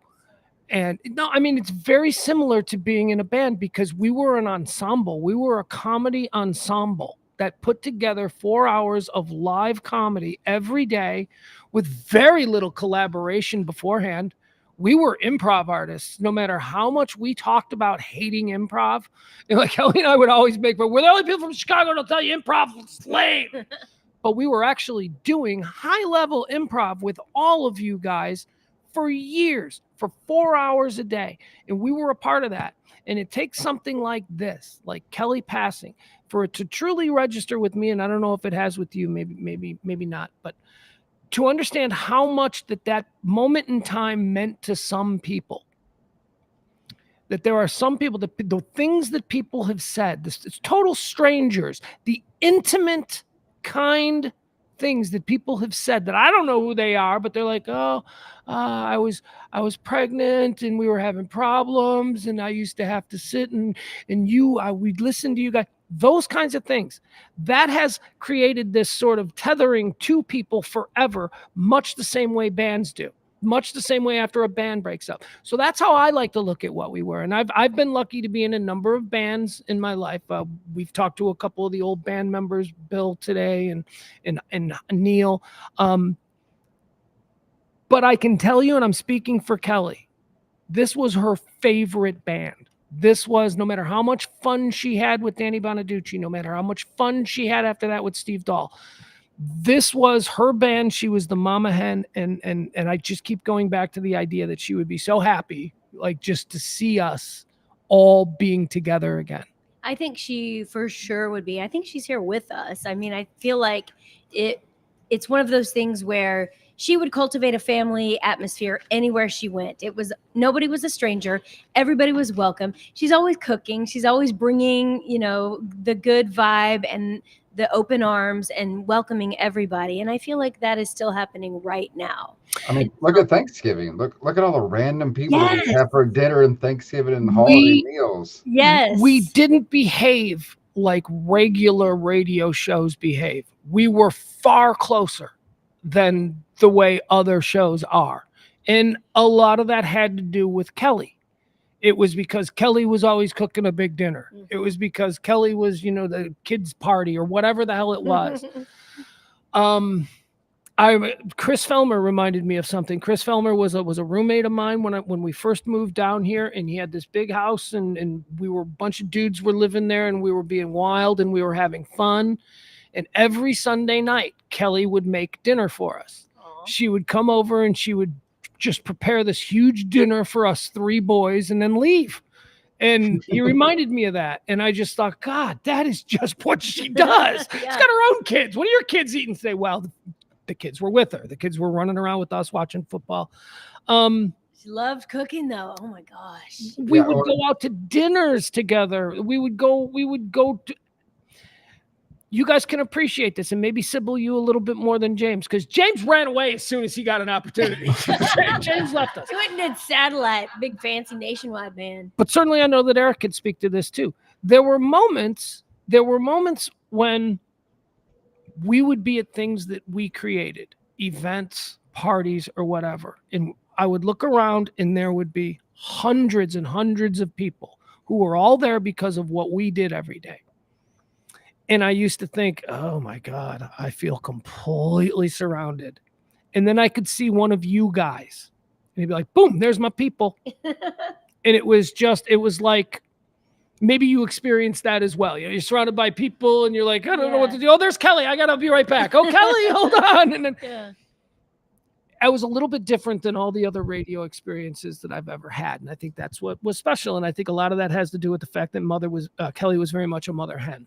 Absolutely. I mean, it's very family, like the roots of it, the way we're all here right now. It's so there's a bond. I don't know if a lot of other shows have it, because I've worked in other shows, since we parted ways. I have gone and done other things, and I haven't been this tight with anybody where it's this bond. And I know that a lot of shows don't talk to other shows on the station. That's the big cliche that always happens. Yeah. I mean, and we had that problem at 105.3. There was one show that we just did not get along with, and we had nothing to do with that show. But we were like a favorite of all the other shows. Like, we got along with everybody else. Yeah. And I think you guys are so easy to get along with. Like, it's just one of those things where you're very welcoming. We're easy to get along with, but we did not allow ourselves to be walked over. Like, right. we were like friendly. Oh, I see, Kelly. He's a dick. And it was that kind of attitude. Yeah. So, Cody, did you just wave? What? Did you just do James thinks that maybe you were trying to get everyone's attention for something or other. Well, no, I mean, there's just a lot to say. And like I said, I was going to chime in when you were talking about, like, Kelly loved to cook. A lot of times when just the byproduct is, whenever someone is cooking and they're always like, hey, I'm trying a new recipe, the natural reaction is like, ooh, I don't know. No. Kelly was the exception. You're like, ooh, okay. And then I remember an interaction you had where she would, in Corpus, she would always enter the on-base chili cook-off every year. And she'd always message just like, got second, and Pugs would and I just remember the group message, I think at the time, it was like, buffalo chicken chili. She's like, yes. He's like, there you go. Second, though, that's shocking. It must have been rigged. It must have been rigged. She was tremendous. She was the outsider, I think, the first year. So. Let me ask you something, Cody, because I know exactly what I'm going to say. But did you have a favorite? You ate dinner with her at her house a lot. What was your favorite thing that Kelly could cook? Because she was an amazing cook. People need to understand. Oh, she was. She very prideful of the way she could whip up a dinner. She was Martha Stewart. Yeah. So I will two things. One is I enjoyed, and I think everyone did, was obviously her cookies that she made. Yeah. More so than my father, who would steal them from me when she would make them for my birthday every year. My dad would take them and they would be gone because he enjoyed them so much. I asked her once, wait a second, Cody, you'll like this. I said to her once, I go, seriously though, I've had a million cookies. Look at me, I'm a fat guy. Why are these so good? Why are these so good? Yeah. She looked me dead in the eye and she goes, tablespoon of ketchup. She was lying, of course, because she wanted me to try and make chocolate chip cookies with ketchup. Right. I could see that. So I would say the buffalo chicken chili was always a good one. She had this one thing. It was something she tried, but it was like this Mexican like street corn that she made. Hello, Day. Yeah, it was just fantastic. And I can't explain it to what it was. Magic, I guess. I don't know. But that was everything that she did. Like I said, Thanksgivings were always entertaining because I could never make it home in time to Dallas because living that far was, didn't have the money to travel that far. So that was always my thing. It's like, all right, Thanksgiving, I'm parking here, and it was always just random people at Thanksgiving. It was, we hosted Loser Thanksgiving. Man, that is so random. He ended up in Corpus. I know. With her, right? We hosted Loser Thanksgiving. That's how we ended up with being friends with Head Crack and who else we had like the entire keynote. We had the entire Cowboys like offensive line year. Do you remember that Thanksgiving where it's like, who are all these 6'5" guys? Oh, I'm Tyson Walter. Wait. How was that? It was after the game, right? They came. Yeah, we had to wait. We had to wait till after the game. Yeah, that's what it was. That's what it was, Kelly. We were all so mad at Kelly. We're like, we got serious because we had. It's not my fault. Traffic.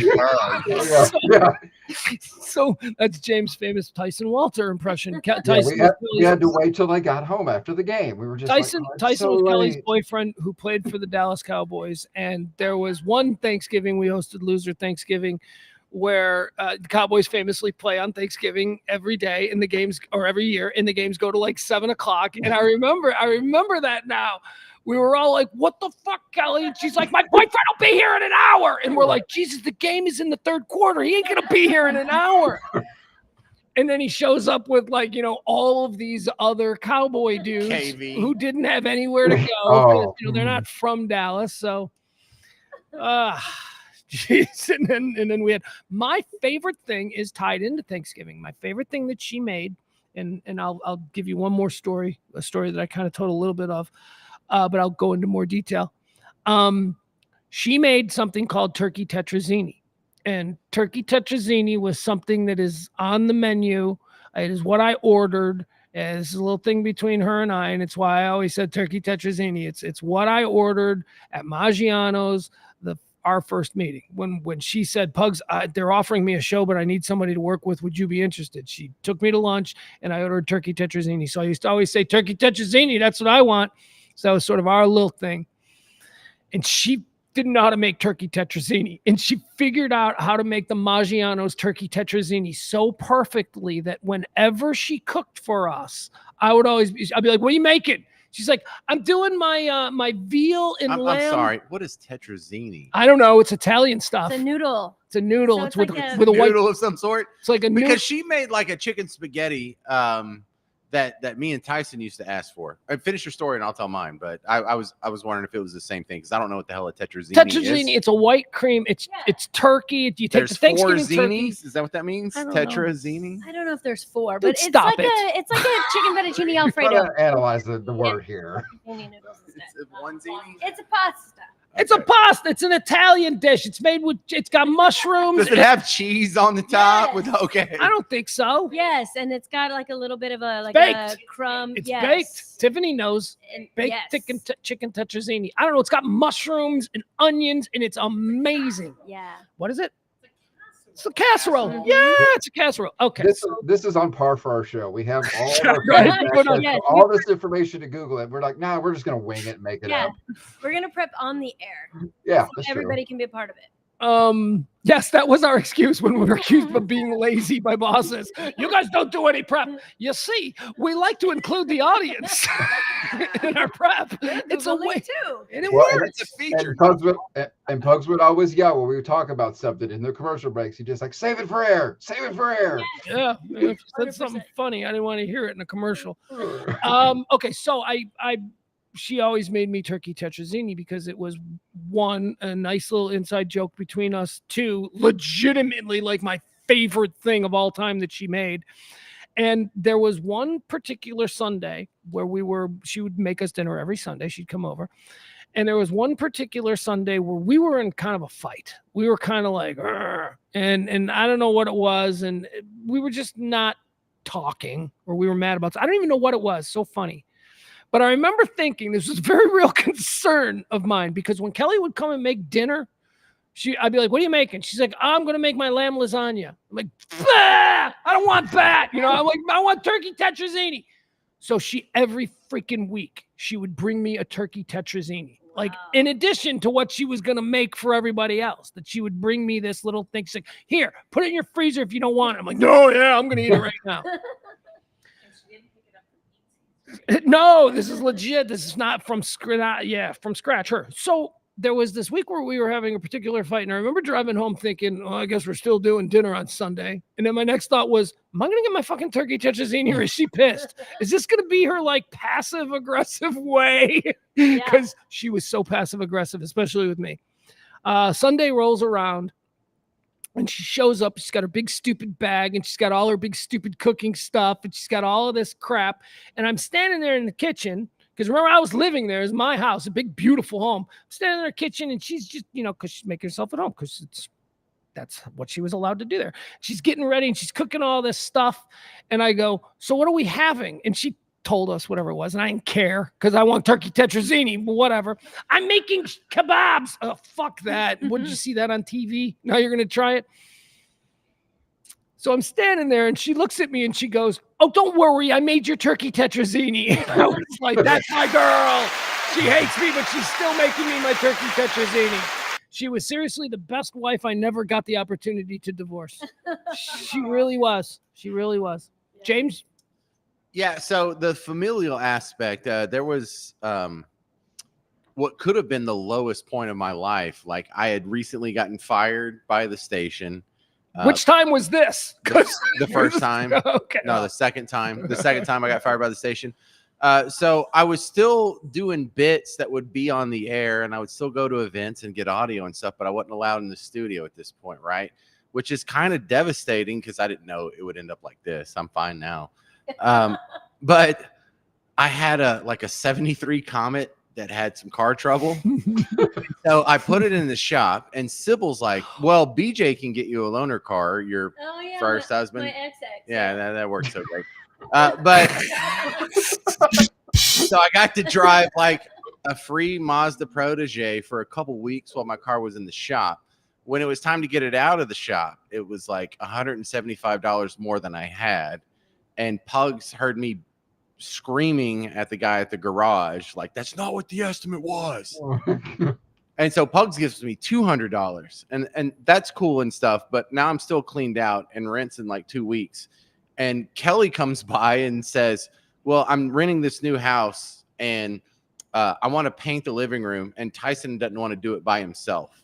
And so she gave me just some bullshit job to paint her living room with Tyson Walter, the Dallas Cowboy. what I figured out was there's like a big vaulted ceiling. It's kind of high. It's like maybe 16, 18 feet at the most. But he didn't want to get on the big ladder. He's like, I weigh too much for the ladder. It's not safe for me. And I'm like, no, you're scared of heights. That's what it is.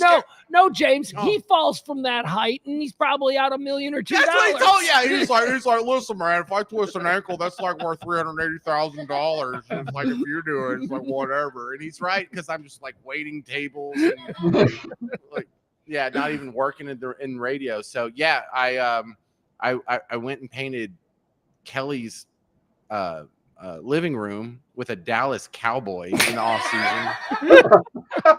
And like this is what I did like every day for about a week. And like I got so sick, because like when you're a little boy from East Texas, Dallas Cowboys are just like Olympus gods, right? I got so sick of this dude. Well, sick that you now do an impersonation. Yeah. Well, then he would hang out with us, and like I was insulting him, but it wasn't like real insults. It was like, why are you hanging out with us? You're a goddamn Dallas Cowboy, and you're hanging out with me and Vitamin D, who's recently relapsed on meth, right? Like we're going because he's dating your boss, and you guys were more fun. Oh my God. And like, okay, so he's making like $400,000 a year. What does he buy for a car? He buys a new E-Class Mercedes, which is very reasonable.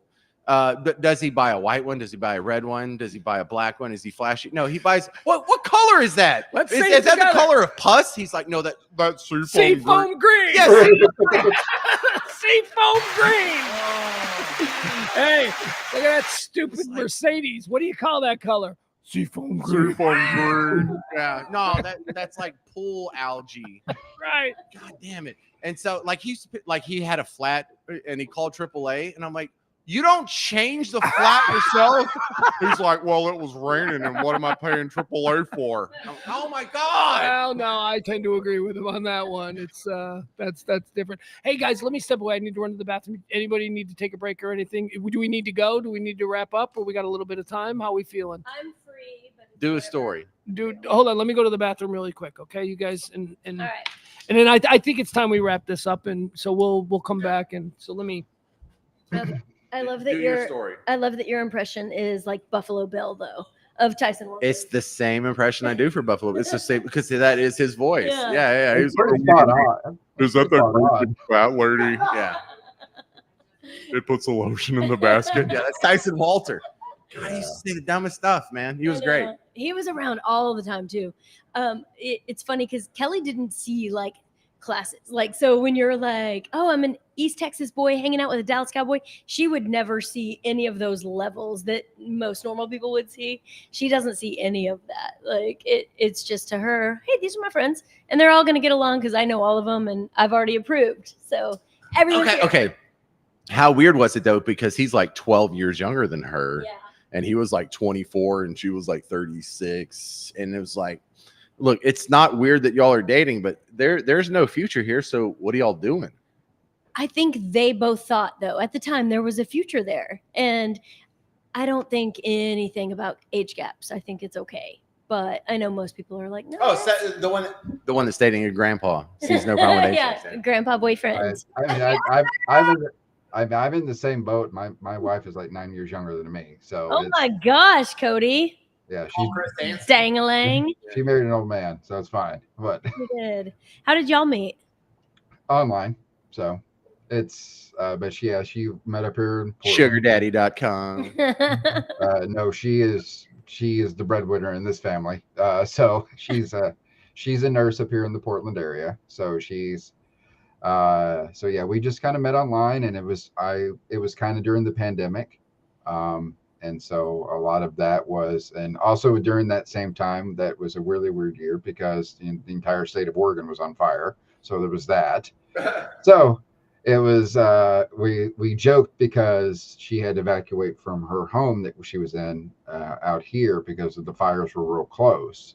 So at that time, we've been dating a couple months, and she's like, well, I need to work in downtown Portland. She was like, so at this point, she's like, she just started living with me I was like, well, this is going to go two ways. Either this is going to work out or this is going to end real bad. So we'll find this out. So it worked out. Well, good. So. I'm glad. It's nice to catch up with everybody. I hate that it's under these circumstances, but Right. I love getting back in touch. Cody, I haven't talked to you or seen you in over a decade. I didn't even know you Yeah. in the Pacific Northwest. I mean, it's great. I didn't even know you were married when you Yeah. first come on with your big dumb beard and you're like, my wife. And I'm like, huh? And so I love seeing you, and you're successful and you're thriving, and I just love it. And then we got James over here who's kicking ass, and he's got 15 kids.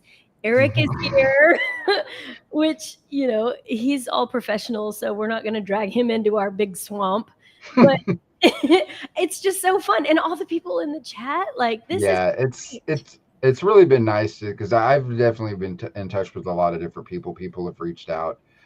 You probably don't know this too. Jagger's here and lives just on the coastline here in the Oregon coast. Oh, yeah, I didn't know that. So Jagger was our lead-in after Stern Right. moved on to satellite. He did the morning show.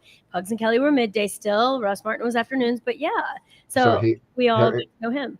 Yeah, him and his husband that have like a little cafe and bakery on the coast. They have a cupcake shop. We interviewed Jagger about this time last year, 18 months ago. You know who Jagger is? For those of you who watched The Sopranos, you might remember the story arc where Vito goes on the run and he goes to a small New Hampshire town and he meets Johnny Cakes. Jagger is Johnny Cakes. He is he's living that life. He's got a nice little thing. Oh, and it's fantastic. We go out there every now and go and see him, and like I said, it's only a couple hour drive to the coastline, so it's kind of nice to see him. So we were messaging back and forth as well, and with a lot of the other people. But yeah, like because I've been here 6 years, so yeah, it's funny because I think Pugs we'll text every now and then. Then obviously when this happened, Pugs called me, which would anyone know that Pugs, if he physically calls you, it's something important. Because I could probably count on the one hand how many times he's physically called me. I love you, Cody. I don't talk to anybody on the phone. Oh no, I know. So when you called, I knew it was a big deal. So Pugs, we have a string of Kelly segments that we did in 2023. It was like Kelly Mondays or something. When we were doing Pugs and Parker, she would come on once a week. Yeah. So I was like, well, let's go back and listen to one of these. This will be a great sort of therapeutic exercise. And in the episode that I listened to, she was crying because she was excluded from her mom's funeral. Oh, yeah. I was like, oh, my God, did I just click on the worst episode we possibly did? But, I mean, it was compelling. It was some serious, raw, open wound stuff. That's what she was willing to do. Kelly and I, we came from, again, it goes back to Steve Dahl and Gary Meyer. Their whole bit was they would tell on themselves to an extent that when you were listening, you were like, what? Has he no shame? Why would he say that publicly about himself? And we understood that was compelling. And we also understood that on some level, listeners will hear you being so raw and so honest about stuff that they will go, well, that's like me with my or whatever. And that creates a tethering to that person forever. Kelly understood that better than I did. We used to always say, well, everything is real. We do everything real. And if it happens in our life, not me, man. I kept a lot of stuff private. You know who didn't? Kelly.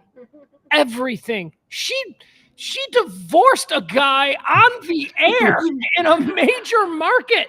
They went through the divorce. Oh, she would come in. What's wrong, Kelly? Let me tell you about what my bastard ex-husband is trying to do. It wasn't that bad because they were friendly. But she did. They were arguing over what assets to split up on the air. Do you remember they started one of the bits that I just love, and I would kill to find it, and I know that I have it because I heard it when I was going through old stuff years ago.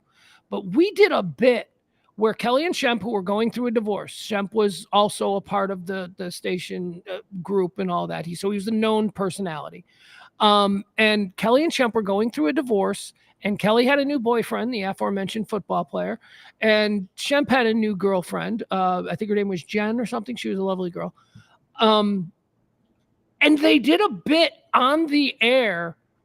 Who knows? What was it? Who knows who better? Their partner. The new or the new old? partner. Yeah, the old partner. And it was like, did Tyson know? Did Shemp know stuff? Anyway, it was just. It's like the oldie wed game, It, right? it doesn't matter what the purpose or how the bet actually went. The thing is that it was so unbelievably real. Like the stuff that Kelly was willing to put out there about her marriage and about her. I got a lot of credit from, Pugs is so real. Pugs. No, she was the one that was absolutely fearless. Everything that happened to her, there's a lot of shit that happened in my life that I didn't bring to the air. That wasn't the case with her. It was like she was just willing to just open herself up and say, this is what I did. This is who I am. And 100% an open book, completely vulnerable, but invited everybody in because people can relate. Yes. People are listening going, oh my gosh, I'm going through the exact same thing in my life right now. And she knew that and was willing to put herself out there, which so admirable. She was also this is another thing that people don't know about her. And I talked about it today because she had this, and I call it lovingly, she had this sort of boss bitch kind of way that she carried herself around business people. When the business of the show was going on, she's a terrible negotiator, the worst. But right up until that point, she was not going to get pushed around. Like she carried herself like a professional. And I can tell you from knowing her, that was an act. She was very insecure. We were both very insecure. We used to talk about it all the time. We were putting on an act. We were very scared when we first came down here. We had we thought you fucking people were going to eat us alive. And she's the one who said, no, we come from the loop, man. Who are these people? We have gotten our asses beat by radio Hall of Famers for the last 10 years. We're ready for Russ Martin. We're ready for whatever this is. And she carried herself in a way. I mean, I was bullshit. I was a tough guy. I'm not a tough guy, but I was like, that's kind of how I felt I needed to come into this whole thing. And she was the one that inspired that. She was the one that said, no, we're going to be tough.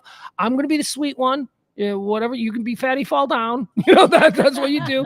I'll be sweet, but we're not going to get walked over. We're not going to let anybody push us around. And that was all her. But again, it was manufactured because she was truly insecure. So can we tell all the secrets now? Yeah.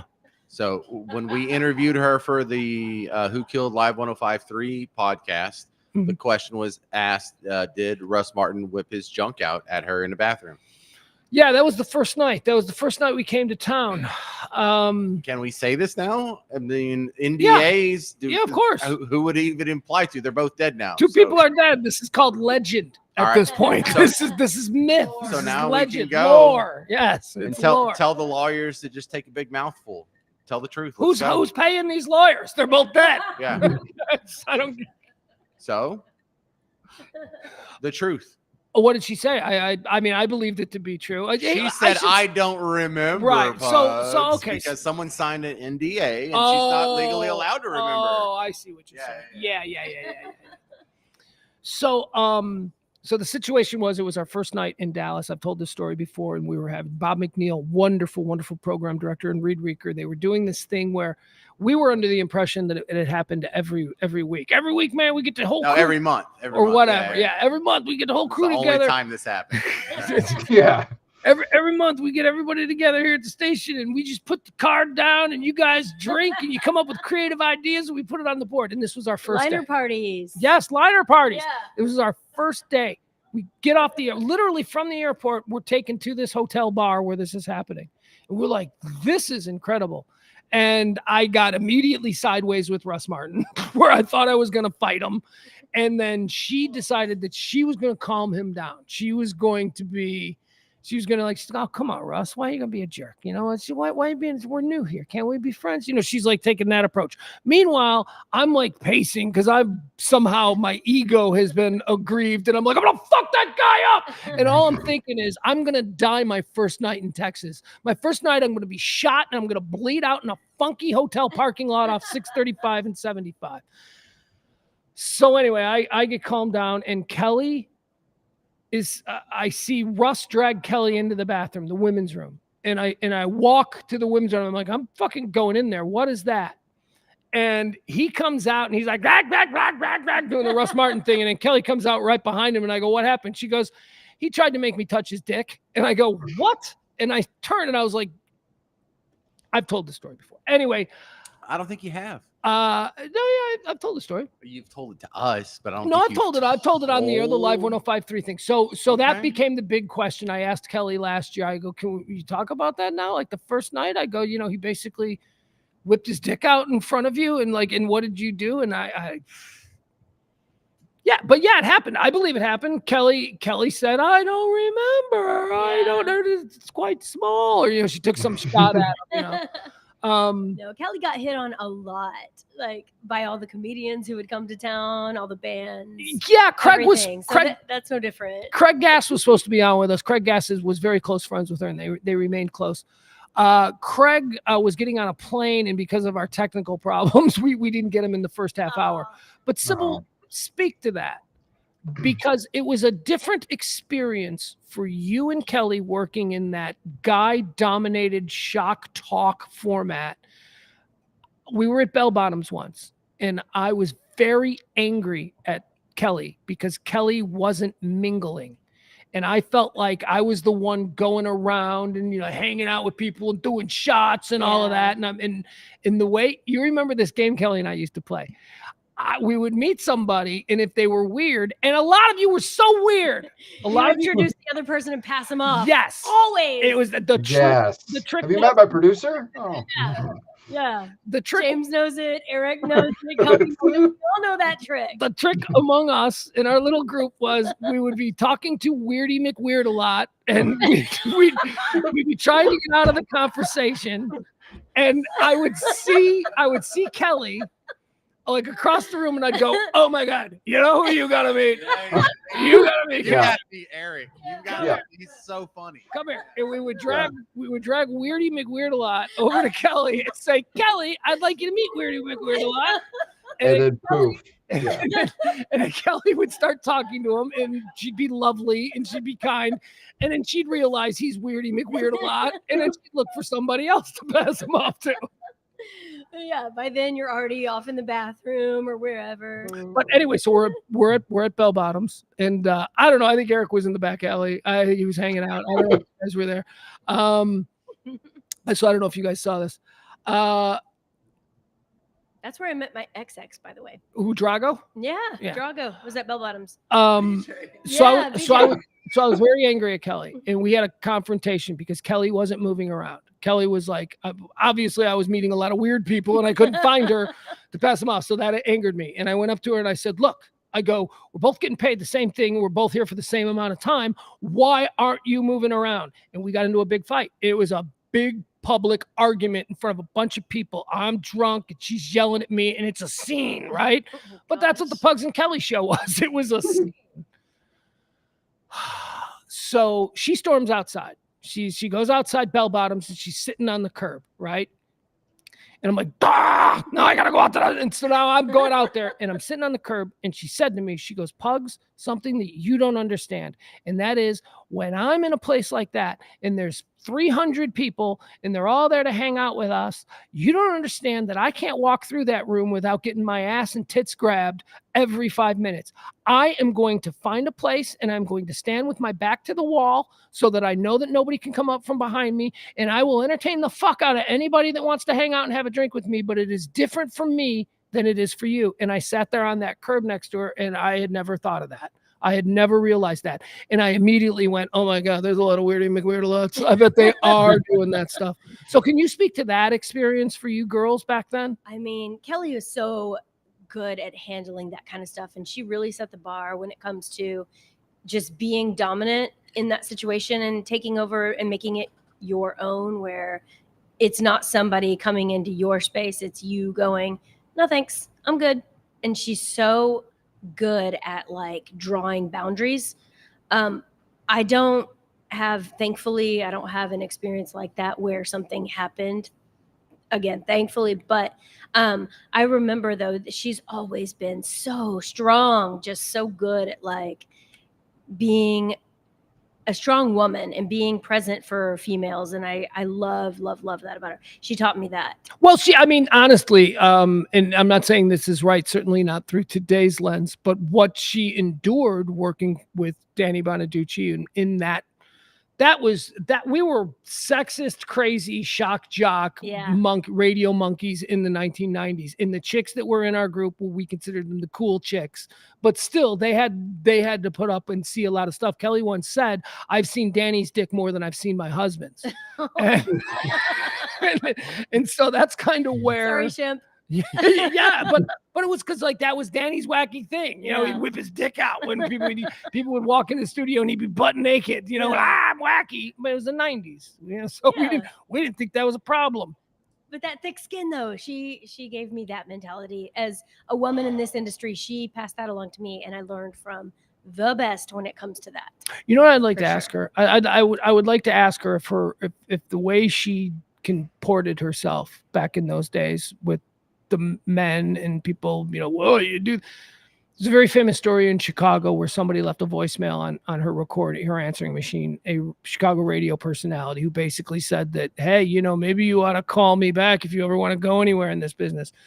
So that's what she dealt with. But I would love to ask her today, and we can't do that, but I'd love to ask her today now that we're talking about this. Would you have handled it differently? Because you used to always, the way you handled men back then in their horrible behavior, and I mean, I'm just talking about it through today's lens. I would love to know if because she always considered herself sort of like a feminist. Like we had a lot of female interns and girls that came through there, and that was all because of her, because she demanded it. She's like, we need more girls. We need more girls. And she always loved the idea of like being the mother hen. Like, this is how you act. This is how you behave. But I just wonder if maybe she would have done it differently. And especially since she's got a daughter who's in Hollywood. Not that she did anything wrong. I'm not suggesting, boy, I just realized she didn't sleep her way into anything. No, that's not what I'm saying. No.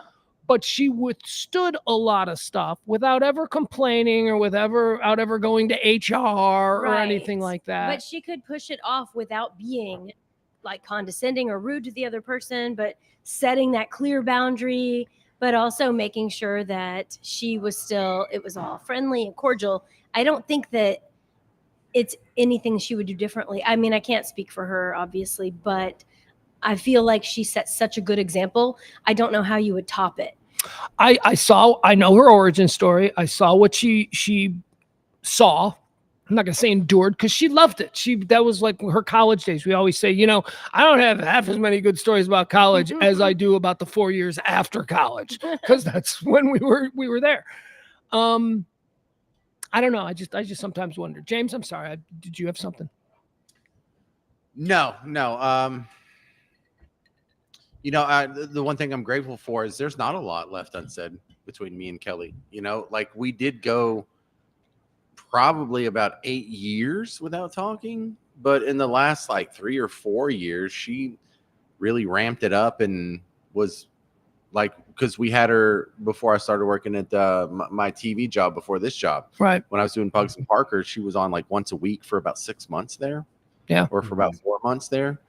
And so like very recently, I had a whole lot of contact with her, and there was a whole lot of conversations on the phone outside of the show. And so, you know, like Paco, I feel like there was a big hole. I hadn't talked to him except for via Twitter, because, you know, when Paco got cancer and he was making jokes like, hey, I'm in hospice and, you know, it smells like piss in here. And I would like send him messages like, is that a joke or are you for real dying? And he's like, no, I'm for real dying. I probably got like 4 months. And I still couldn't process it like at the time. Like, if this dude is like pulling a bit, this is amazing, right? But I feel like there was a lot left unsaid with Paco because I didn't take him serious. Yeah. And I had, you know, a handful of in the last 2 years of serious conversations with Kelly, because she was going through a horrible divorce and she has the split level kids. Like, here's the one generation of kids and another generation of kids. And she wants to get out of Corpus, and she has a house here. And if she could just get a job here, then legally speaking, that she could move here with her kids and then get away from the abusive husband and Like it was almost like I even have the conversation with Sybil. It's like, man, we got to get you in the door where I'm at, and then as soon as we do, we got to get Mom here. We've got to get her out of there. And so, like Sybil and I have kind of been scheming on how to get her out of there, and how to get her back in the game. And I mean, Sybil and I are working on stuff right now that, I mean, the long-term plan still included her. Yeah. And Pugs, your direct quote was, "We got to get Mom and Dad back together." Oh, Talking about Kelly. that's sweet. 'Cause We that's were what y'all working are. on stuff. We were going to relaunch the football podcast every week, much bigger. We had guests lined up. We were going to do it with guests the way that we did it originally. Yeah. I want to say something else. I know we're trying to wrap up, but before, just speaking on how important like family and connection was to Kelly. I remember, Pugs, when I was like, maybe 22. I don't remember. I was really young, and back in the good old days. And my grandmother, it was her funeral. And at that point, I was like, I'm not taking any time off because I don't want to miss work. Remember, I mean, y'all know I would lay down the law on any intern who was like, can't come in today. I'm like, well, then you're out. Bye. Oh, you were the bunny with teeth. Bunny People rabbit used with to be like, fangs. what are you? Proof of that. Yeah. People would be Sorry. like, Sybil is so sweet. I'm like, you've never pissed Sybil off. Yeah. Oh, They put me on hold for 3 hours because I didn't show up one day. And they kept checking in, going, all right, just one more minute. Okay. 3 hours later, I was on hold. That sounds like something me and Eric would have done. Oh, it was both of y'all. Yes, absolutely. We put one time, just a quick aside, there was this girl. No, one of the interns had gone to get us chicken from McDonald's. It was like a chicken salad, and we had ordered like fried or crispy chicken, but then they brought the grilled chicken, which was just like a wet, bland, disgusting blob of whatever mystery meat. And so I think it was Eric who put that she was like typing at her laptop, and he put it on her hand and just left it there on the top of her hand, like right here. wait, whose hand? I don't remember which intern it was. It was one of them, and it was a girl. I remember that. But yeah, you remember that? And we were like, "Don't ever mess up the chicken again." Yeah. You must now balance the chicken Yeah. on your hand while you type that letter as penance for Yes. screwing up the chicken order. But I mean, it was super fun. But the community, the family aspect, what I wanted to say is that whenever my grandmother had passed away, I remember I wasn't going to take any time off. I was like, nope, I got to come into work. I can't miss any days. This isn't our vacation. Here we go. And Kelly said to me, you need to go, because if you don't go, you are going to regret this. And she's so right. Like, I remember, I mean, now I look back, it was 20 years ago suddenly, because we're all old. But it was one of those things where I'm like, I'm really glad she told me at that moment, go be with your family, go do this funeral, because it's something that you're going to miss later on in life. And she was so right. But at the time my priorities weren't straight. So that was a really good piece of advice that she gave me. But I think it speaks to her family values and how important everything is to her when it comes to that. So I told the stories. It's not just family, but how important those days were to her. I told the story yesterday about how, I don't know, did you guys know about the New York trip? Like when we were being recruited by New York With and Sirius and Jeremy satellite. Coleman. Jeremy Coleman. Remember, I with worked for O&A. Jeremy Coleman after. Yeah. So that was like a really great thing for us. We'd only been here in Dallas for like 3 years or something like that. And this was like a really big chance. And we're like, yeah, New York City, and let's do this. And they wined us and they dined us, and it was a great opportunity. And I'm sorry, Dallas listeners, fuck you. I was going to New York. You could all get serious. You could all listen to us there. But there was one condition on it. The condition was Jeremy Coleman did not want us to talk about this to our current program director, because he had been friends. They were both CBS program directors, and he didn't want to be seen as poaching. So he wanted to call the program director himself. So we're like, yeah, absolutely. I'm like, Kelly, you in? She's like, yeah, that's fine. We land in Chicago on Sunday night, getting ready for the show on Monday. And I wake up from a phone call like 7 a.m. from our agent, who's like, what the fuck happened? I'm like, what do you mean? He's like, deal is off the table. It was a great deal back in the days when there were great deals in radio. Good old days. Deal is off the table. Turns out Kelly landed and immediately called our program director and said that this was happening. And I don't know what she was trying to do. I think she was trying to get a better deal from the program director here. She didn't realize that this was going to completely tank the issue. I was so mad at her. But she did it. And I mean, we had extensive conversations about it. She flat out told me she didn't care about the lure of New York. She didn't care about, building the show to something bigger. If we could do that, we could do it from Dallas. She just didn't want to leave the people here, the nerd herd, or whatever it was. And I was pissed for years.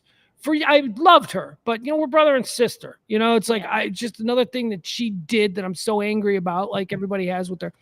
But I got over it. And she was ultimately right, though. I mean, we would stay here for another 6 years after that, 6 or 7 years.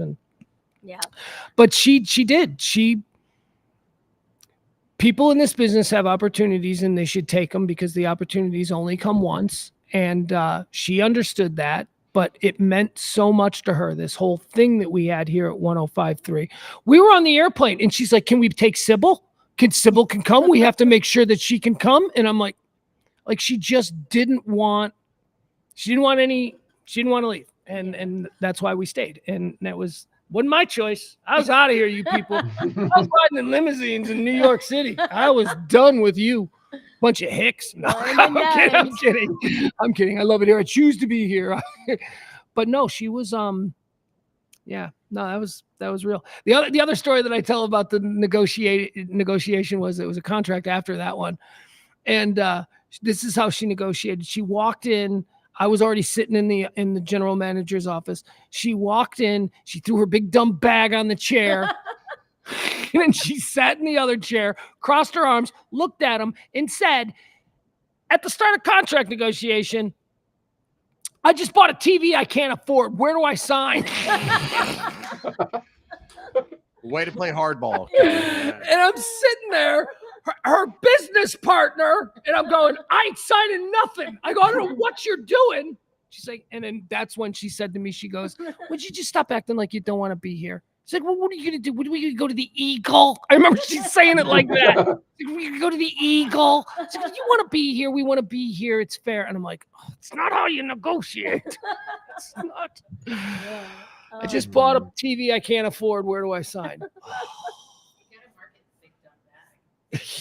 Let's get the big dumb bag. She didn't have a. I think towards the end, like she had that little Chihuahua. That was in the bag as well at one point, right? No, she was never a dog bag person, was she? I mean, the dog was small enough; it could have fit in there. I don't think she was a dog bag. No, she couldn't have been a dog bag person because when Rob Schneider brought his stupid dog bag to an interview at the Grammys, she did nothing but just belittle him to his face about it. That's true. Okay. Rob Schneider shows up at this Grammy gangbang interview and he sits down. He's got a dog in a purse, and she just couldn't stop. I'm like, we've got the former Saturday Night Live guy. Tell me about what the times of Saturday Night Live were. And then Kelly goes, no. Tell me about the dog. Why do you have a dog? That's strange. You go everywhere with your dog, and Rob Schneider's like, this is Pepe. She's like, that's weird, Pugs. Isn't that weird? I'm like, yeah, it's weird, but let's get past it. She's like, no, I can't get past it. Oh, that's great. Why do you got a dog? Why you got? It's dumb. Why did you just so not impressed with Rob Schneider? Oh, love it. Mm-hmm. And then we were interviewing at the same Grammys. We were interviewing. You remember Hugh Hefner was dating those 3 girls? Yeah, from Girls Next Door. Yeah. Yes. So I famously in that interview got sideways with one of the girls next door, and she didn't want to talk to me, and I was like, "Fine, be a bitch." But it all started with Kelly, because one of the Kendra Wilkinson from Girls Next Door. She was on something. She was pilled out. She was being weird. The other 2 were really sharp and were really good. Bridget. Holly and Bridget. They were kind of normal. Mm-hmm. And then the Kendra she was off in another world. And it all started going downhill when Kelly, they were talking. We're having a nice conversation because Kelly liked the show. She was like, I like you guys. And she's talking to him. And then she gets distracted by Kendra, who seems to be looking off in the other direction. And Kelly just flat out says, what's this one's deal?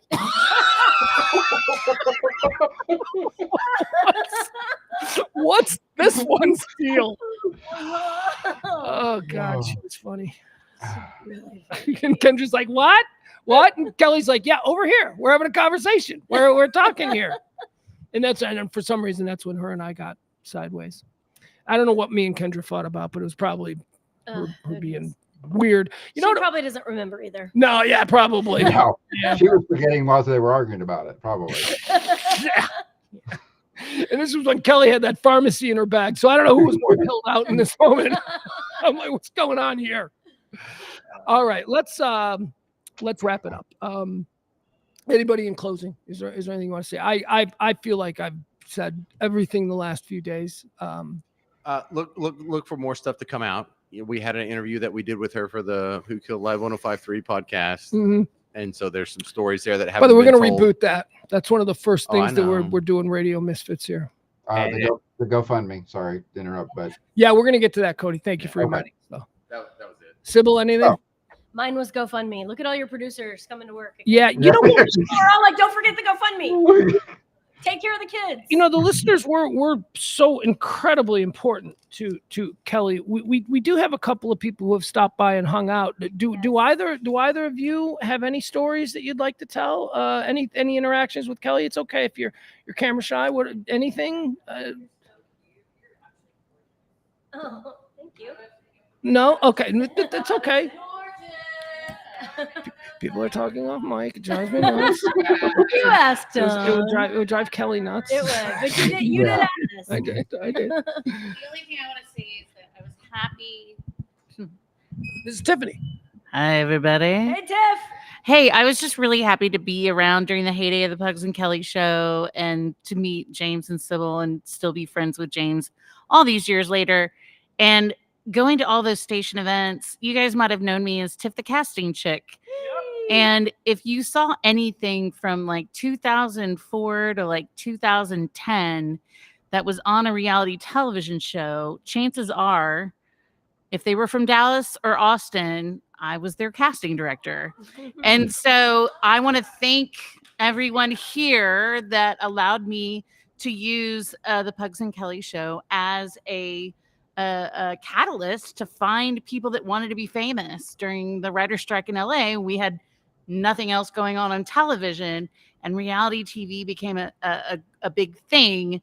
It was really cool to go to the station events and talk on the radio and like kind of be like a little fringe benefit of the show. So thank you guys so much. I love you all. This is a rough week for all of us. Yeah. Thank you, Love Tiffany. I would like to ask why I was never cast in any reality shows. Too much of a loose cannon. Too much. Let me see your six-pack, Pugs. You know my story, Tiffany. You know my story. You know I was last minute axed from the Real World Boston. Yeah. That's right. Yeah, the Real World Boston, the one where they lived in the firehouse. And you know who replaced me? Some dude who went on to be some crazy congressman from Wisconsin. Some dude. He married Rachel from San Francisco. He married hot Rachel from the San Francisco Real World. That could have been me. You know what happened? No, you'd have been Puck. No. Puck. It's really close. No, it wasn't. I wasn't going to be Puck, but I did. I had a whole thing. I was going to be Bluto. I was going to be Bluto from Animal House. I was just going to be a complete slob. I got it because I was a stunt boy on a popular morning show in Chicago, and when the Real World was casting in Chicago, we put together a reel and we pushed it and all of that, and they selected me. And I was getting all right. I'm like, I'm going to be on the Real World. I'm going to get laid. It's going to, I'm like, it's going to be awesome. Because that was a big deal in the 90s. I know Boston cast. It's not exactly, when they remember. But yeah. And on like a week before we were set to leave to start filming, they said, you're going to turn 26 before we stop shooting. Ew, gross. And I'm like, so what? And they're like, you can't be over 26 while we're filming. I'm like, what? Oh, it was heartbreaking. And then they went and got that dude from Wisconsin. He was the other Midwest. I won the Midwest. They chose me out of the Midwest, and then he was like second place. I wanted you on the shows too. Nah, nobody ever asked me. Nobody. I just want to say one thing though, very specifically, and that is, so I'm going to get on camera for just a second, a little bit. Hi. Hey, friends. Hey, girl. For a lot of you that don't know, before, anyway, I'm the original Bulma from Dragon Ball, Dragon Ball Z, and Dragon Ball GT. And while I was doing the work on the show in the 90s, I was there from 98 to 2008. And I had this great anime job, and I had no idea it was going to be a really big deal. But the only thing I really wanted to do was to be Kelly on the Pugs and Kelly show. I listened to it religiously when I was driving to and from my VO sessions in Fort Worth. And everybody here means so much to me. It was a huge inspiration. I've done some great things from my experience on the show. I had imposter syndrome huge. I was so nervous to meet Kelly, and like I just thought Sybil was like the most amazing thing. And when I would hang out with them at station events, like Pugs, no big deal. Like he's a dude. I was really cute, by the way. But the girls, like the women, I was just like, these women are like, their voices are heard. And in a time where women's voices weren't really heard or respected, these two women were on the radio making it happen.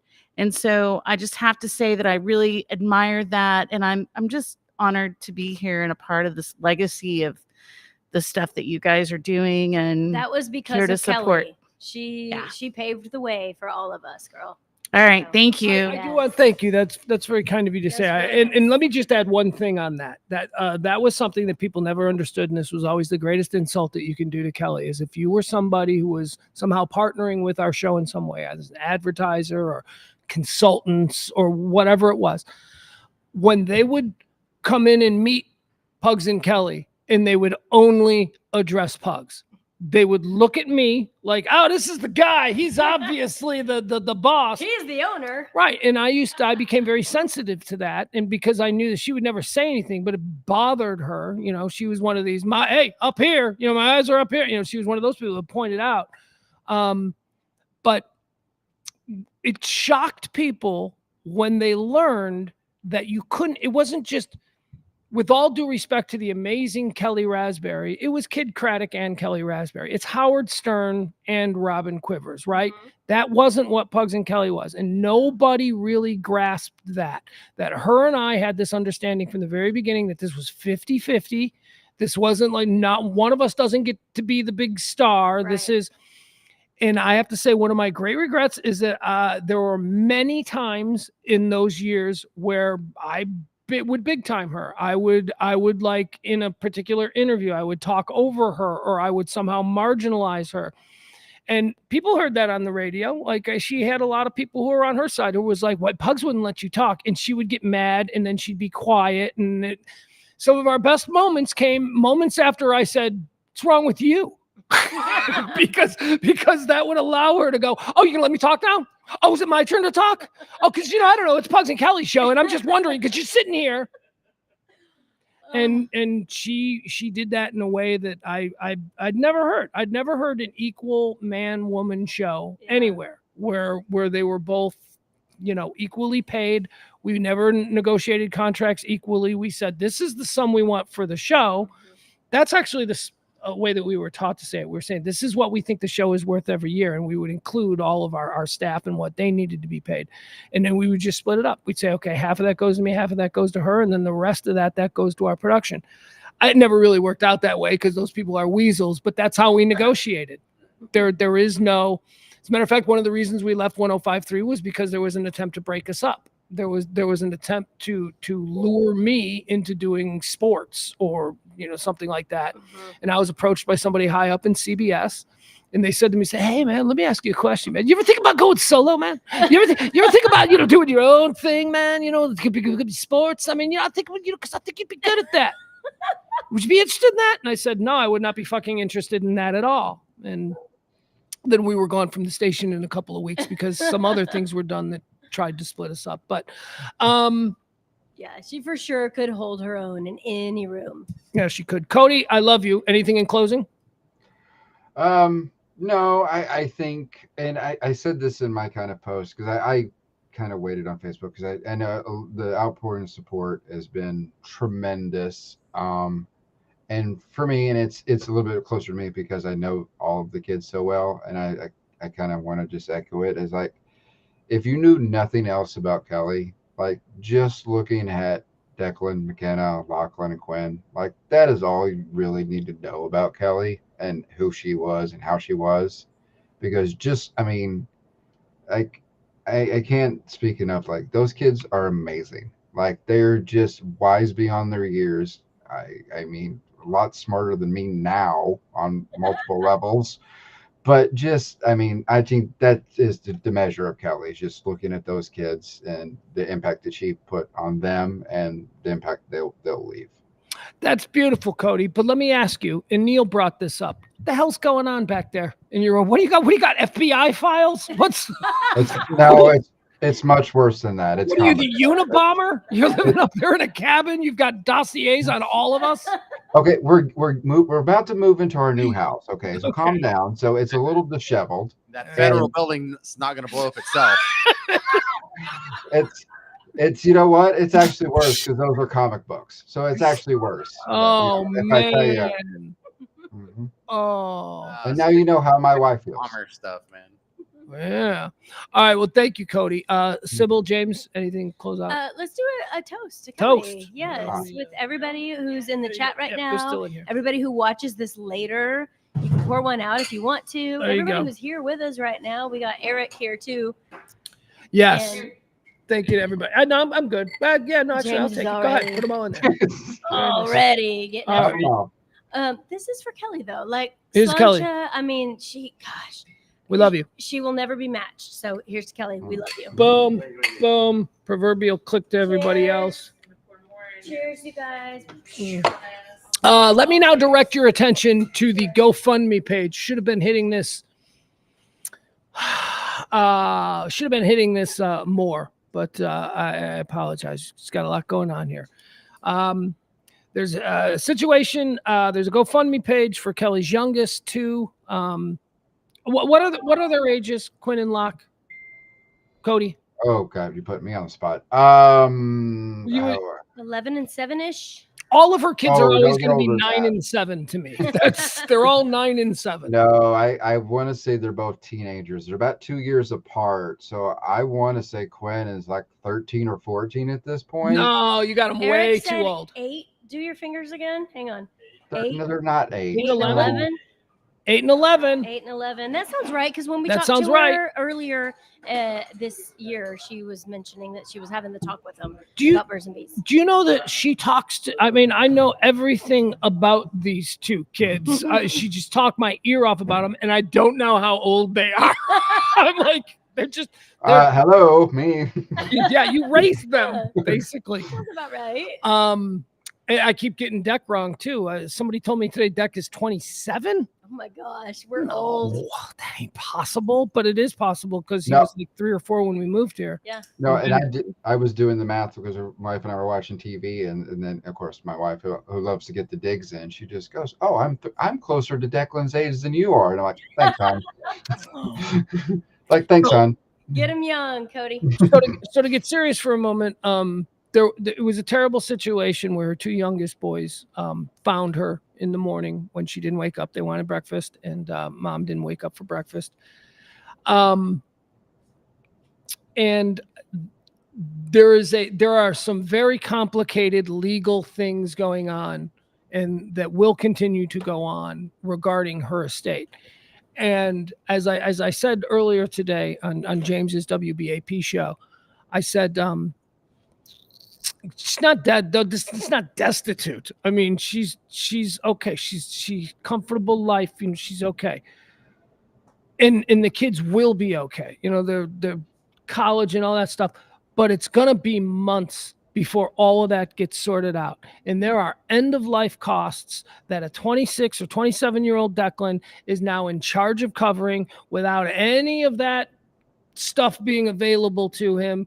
He's now living in an apartment. He's a teacher He's a teacher. He's a young teacher. He lives in an apartment, and now he's got his 2 little brothers living there with him. He's got to get them in school. He's got to get them taken care of. He's got McKenna, who is now staying there to help out, to help raise these kids.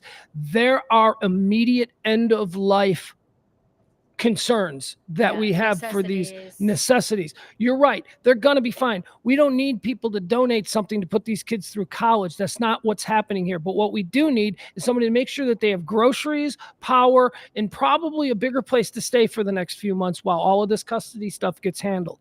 So there is a GoFundMe page, GoFundMe.com, in loving memory of Kelly Mohr. Or, and this is the easy way to do it, you can just go to pugsandkellyshow.com, and that will direct you right to the GoFundMe page. So if you don't want to go to GoFundMe and have to put in all that, you can just go to pugsandkellyshow.com, and you can donate. You can donate. Yeah, you can donate. Yeah, that's so there you go. That's help if you can, and thank you you to all the people who have. Absolutely. All right, Cody, I'm gonna get rid of you. You're gonna go first. All right. Bye, Dangles. I love you, Dangalang. There he goes, ladies and gentlemen. There he is. Sybil, I love you. Love you. James is already gone. I don't know what he's doing. He's right there chewing like a Frankenstein. Once again, pugsandkellyshow.com if you want to help out and drop a little something in there for Kelly's kids. I'll be pushing that on my live stream. I don't know that I'm doing a live stream tomorrow. I got to be honest with you. I don't know that I want to do another 2 hours where I'm just upset and talking about my partner who I lost. And I also don't know that I'm ready to just rant like a wild man about current events. That all seems so insignificant to me right now. I don't know that I can be funny or attempt to be funny, however you perceive that show that I do. I don't know. So I don't know if there's going to be a show tomorrow, but we do Monday through Friday, every day at noon. I do a live stream where we were about to fold Kelly into it. There were a lot. I've been talking on my live stream for weeks about how big changes are coming. You're going to love what we're doing here. And so now this happened. But anyway, like, follow, subscribe. Sybil, how do people like, follow, subscribe you? I'm at SybilSummers.com. SybilSummers.com. James Parker is doing talk radio in this town every day from 2 to 5 o'clock. He is one of our proudest, I don't know what we're going to call him. He's one of our proudest spin-offs. Every day, 93.3 FM, WBAP, the legendary WBAP here in Dallas. You can find him at James Parker. Just Google him. It shows up. Just Google James Parker Radio. There you go. Because you get such a damn uninspired name. How many James Parkers are there in this world? And the James Show. Like, how generic. I know. So in my tiny hometown I'm from, there's 3 James Parkers. Of course. There's me. Yeah. There's the Mormon James Parker. And then there's the James Parker, the former FBI agent that just retired. You know what you are, and people like you with your stupid, uninspired names. Generic Americans. Here's what you are. You're the reason that we know every serial killer's middle name. Yes. You're the reason. Right. Because there's too many James Parkers, so it's got to be James Aloysius Parker was arrested today when 32 bodies were found in his garage. Yeah, and I don't think that's fair because I've worked so hard on this branding. But if I kill like a classroom full of kindergartners, all of a sudden I'm James Michael Parker. Yeah. That's right. It just gets undone immediately. All right. I love all you guys. Thank you all for being with us. Like, follow, subscribe. Like I said, maybe I'll do a show tomorrow. Maybe not. Who knows? You guys are the best. Know that Kelly loved you. Know that her children are her older children, the one that grew up in front of you all those years. They are every ounce of Kelly that you would hope they would be in this moment. And keep a good thought for them. And we love you all. Goodbye. Oh, Sybil's still there. I'm over here nodding in agreement. Like, yes, they are and they will. I'm like, I love you all. Goodbye. And then Sybil just pops up full. I'm here. Here we go.